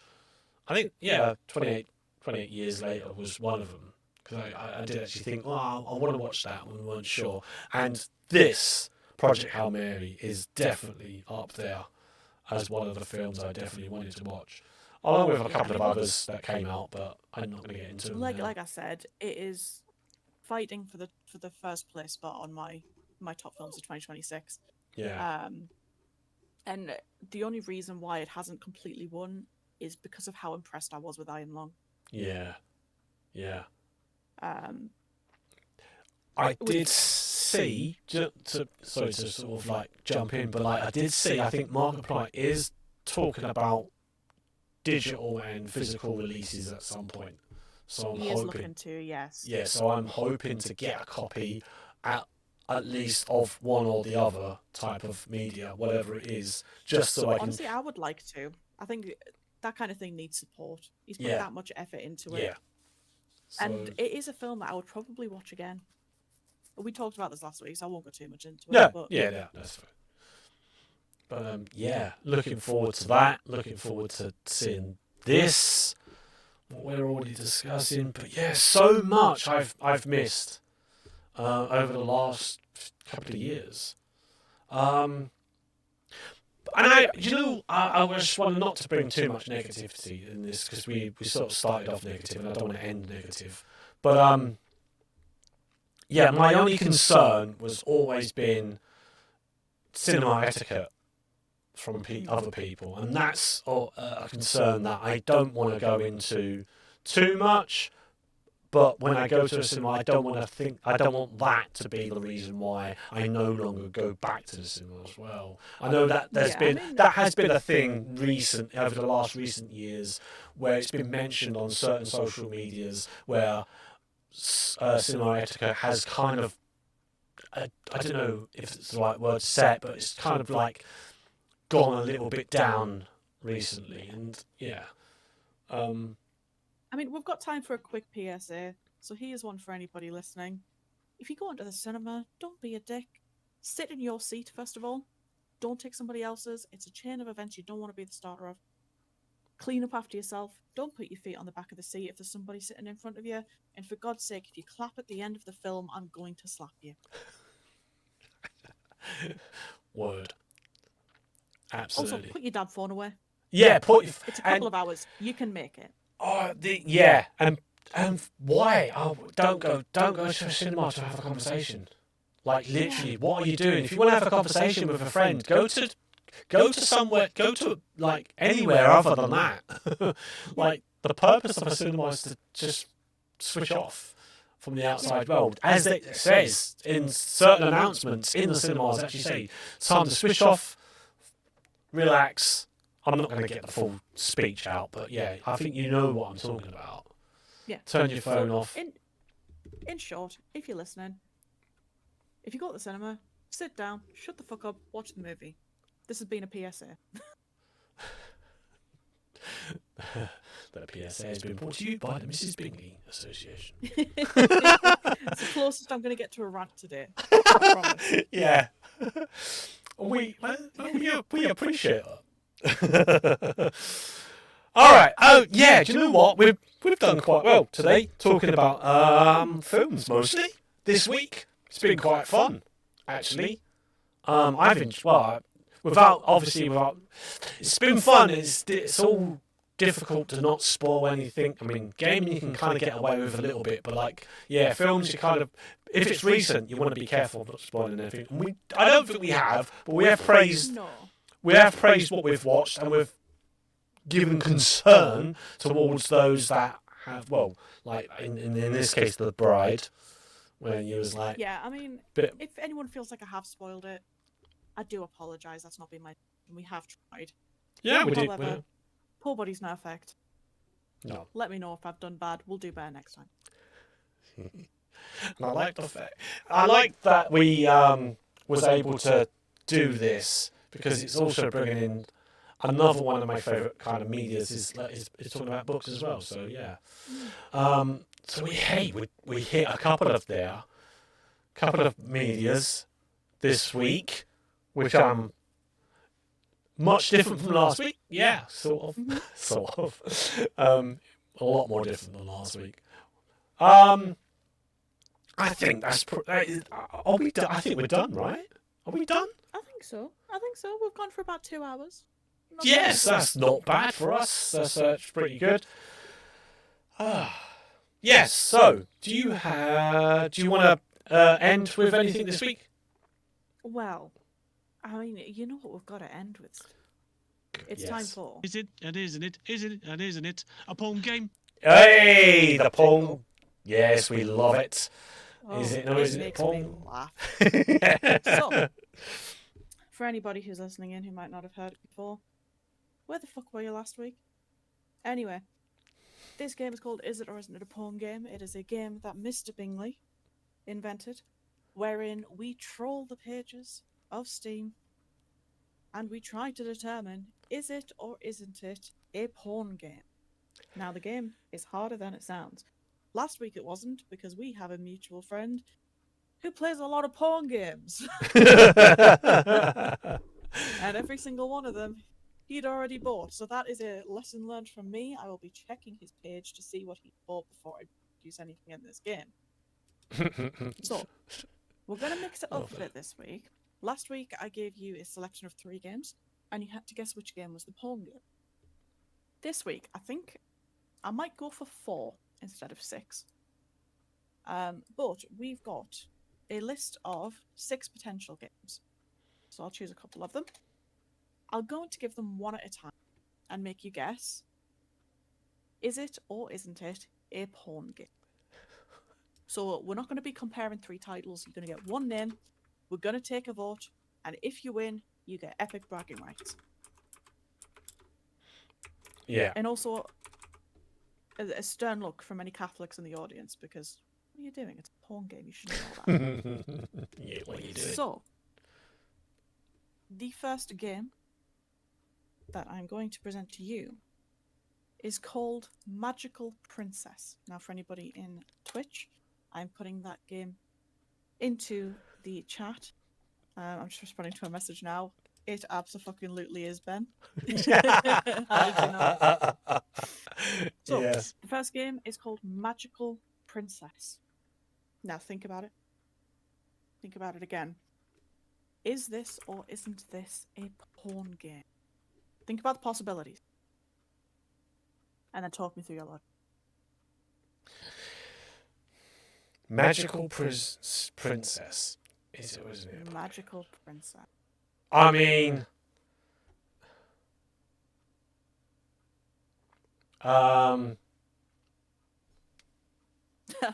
Somebody in chat's just made a very funny comment of that's Ben's alter ego. And you are absolutely correct. I 100% see that, yeah. Thanks, chat. I'm gonna say. I probably said I probably should say. I'm gonna say no. I'm gonna say no. It isn't. You're saying no, it isn't? No, it Does isn't. chat like to guess? Or was that your guess?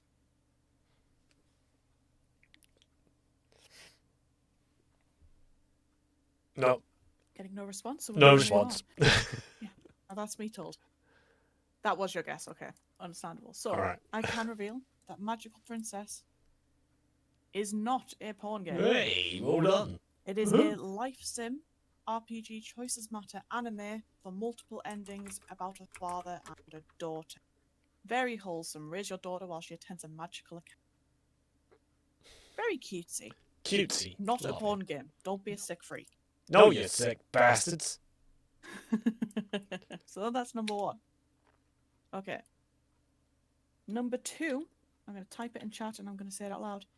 It's called Dramatical Murder, but the word drama is in all caps. Oh, okay. So it's spelled, So yeah. drama. Drama. Murder. Dramatical, but drama. Yeah. Yeah. Is this or isn't this a porn game? Is it or isn't it a porn game? I'm gonna say. I will say. Yes. Okay, so you're saying yes, we're getting a no in No. the chat. I can reveal that Dramatical Murder is a porn game. Yeah! I mean, I'm. Positive porn game. Holy shit! High-tech virtual reality battles versus street gang turf wars, ultra-exclusive luxury resorts and tiny junk shops. The choices you make will shape the path of the main character's journey. It is a LGBTQ plus visual novel romance and porn anime game. Oh, do you know what? There's a lot there to actually go on. There is a lot there. It's £9.29. I'm debating buying it for Ben. I think he'd enjoy it. I'm surprised. Yeah. I'm surprised he doesn't already have it, in all honesty, but it's not showing up to say that I've got any mutuals. Oh, has he got it hidden? That might be his other account, to be fair. He does have an old account. Yeah. So keep track of your scores, because I'm not doing it for you. Could be an upgrade from Faz. Yeah. It would be an upgrade from Faz. Oh. Right. What should we do next? Okay. There is one called Song of, I think it's pronounced Saya. Putting it in chat now. Song of Saya. Saya. S-A-Y-A. So I think it's Japanese. So if I am pronouncing that wrong, I do apologize. I am shit with pronunciations. I am Northern. We're all illiterate. It's a nun. So Song of Saya, or Saya, or however you want to say it. Is it or isn't it a porn game? Well, see, on this occasion, I think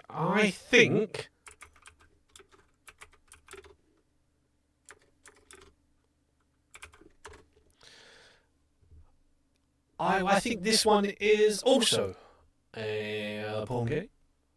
Okay. Well, I can reveal that this is something you will likely want to add to your wish list. But it is a porn game. Ooh, it is. Ooh, wow. So, the actual title is Seiya no Uta, which is the Song of Seiya. Again, if I'm pronouncing that wrong, I do apologise. Bear witness to a love that will change the world in this classic horror romance visual novel. All very positive reviews, 2,563 positive English reviews, released on the 13th of August 2019. It's giving Doki Doki vibes. Oh, Doki Doki style, yeah. But make it like less psychological horror and more gore. That's where it's going. Yeah. It is on sale at the minute for £5. Ew. Looks fun. So that was game number 3. I might make this one the last one. I'll save the other two for another time. Another time. Okay. So the last game that we're going to go with is called Prison Architect. Okay, then. That is the game Prison Architect. This absolutely. Or isn't it? This absolutely could be. So, but I'm going to say.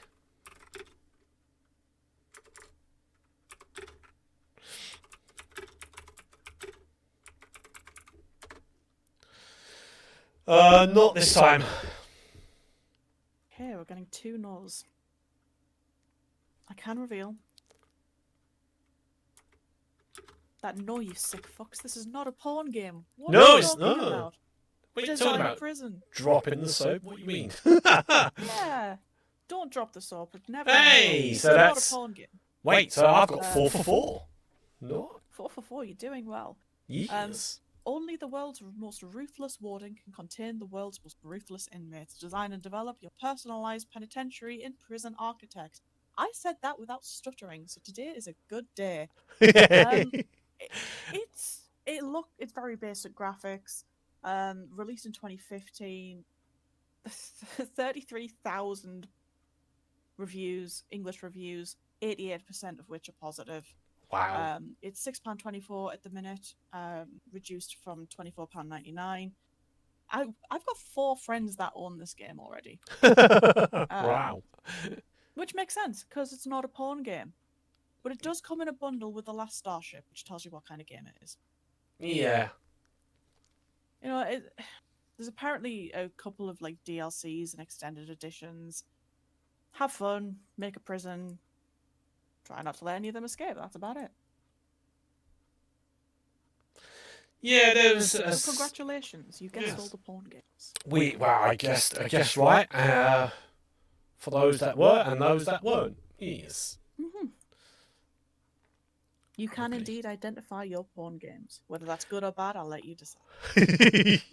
Well, I'm not actually in Steam now, adding any of those to my wish list. Only the porn games, I'm sure. Oh, every week my wish list gets longer and longer. I've got to say, my Steam page is Fucked. horrific. Yeah, I was going to say. My discovery queue, I cannot look at it. It is all porn games. I don't own any porn games, but because of this segment, in this podcast and the last, my Steam page is just porn games. Yeah. I can imagine. Try to play this game if you value your discovery queue. I can imagine your discovery queue being just pure filth. Sex with Hitler, Sex with Hitler 2, Sex with Stalin. I remember you saying that before, actually. And that still tickles me a little today. It's the fact that they didn't go with Sex with Hitler 3, they went with Sex with Stalin. They went, no, you know what, people have had enough of this. But maybe if we choose somebody else. Honestly. Insane. But that's just about everything from me. Yes. Unless you want to end with a joke. Do you have one? I mean, I heard a pretty funny one today if you'd like to hear it. Oh, do you know what? Go on then. It isn't particularly good, but it made me chuckle. So, Mr. Steve, I have to ask you. What does a horse eat? What does a horse eat? Hay? Yes. What does a gay horse eat? What? What does a gay horse eat? No, I heard. I was just taking it in. Hay? No. Horse dick. Of course it does. Fucking hell. It made me laugh because I've heard the joke before where it says, what does a gay horse eat? Hey. Yeah, no, see, I kind of thought that as well. To do. Oh, but yeah. Damn. No. Horse dick. For fuck's sake. Well, on that bombshell, we can end it. We'll end it there then. Thank you very much, Mrs. Bingley. Mr. Steve. Yeah, thanks for everybody who came into the chat live and was just sitting there listening to us going on about what we enjoy, didn't enjoy, and hopefully, yeah, if you've got any other opinions yourself of what we're talking about today, let us know in our comment section down wherever you find this podcast, and you can find it on pretty much every sort of podcast platform. I am trying hard to make sure that all the podcasts get out at certain times, so that enough time so that there's a bit of a gap in between each episode as well. I just want to say, thanks very much again for listening, and hopefully you enjoyed it. If you did, leave us a review and a like, so then that gets us noticed, and it gets us put out. If you did, fuck off. Yeah. Go watch something else. Go Don't outside, touch some grass. Yeah. Touch some grass. But yeah, that's it. That's all we've got time for this week. Thank you very much for listening and for being here today. Until next time, take care, everybody, and we'll see you in the next episode. Bye for now. Bye.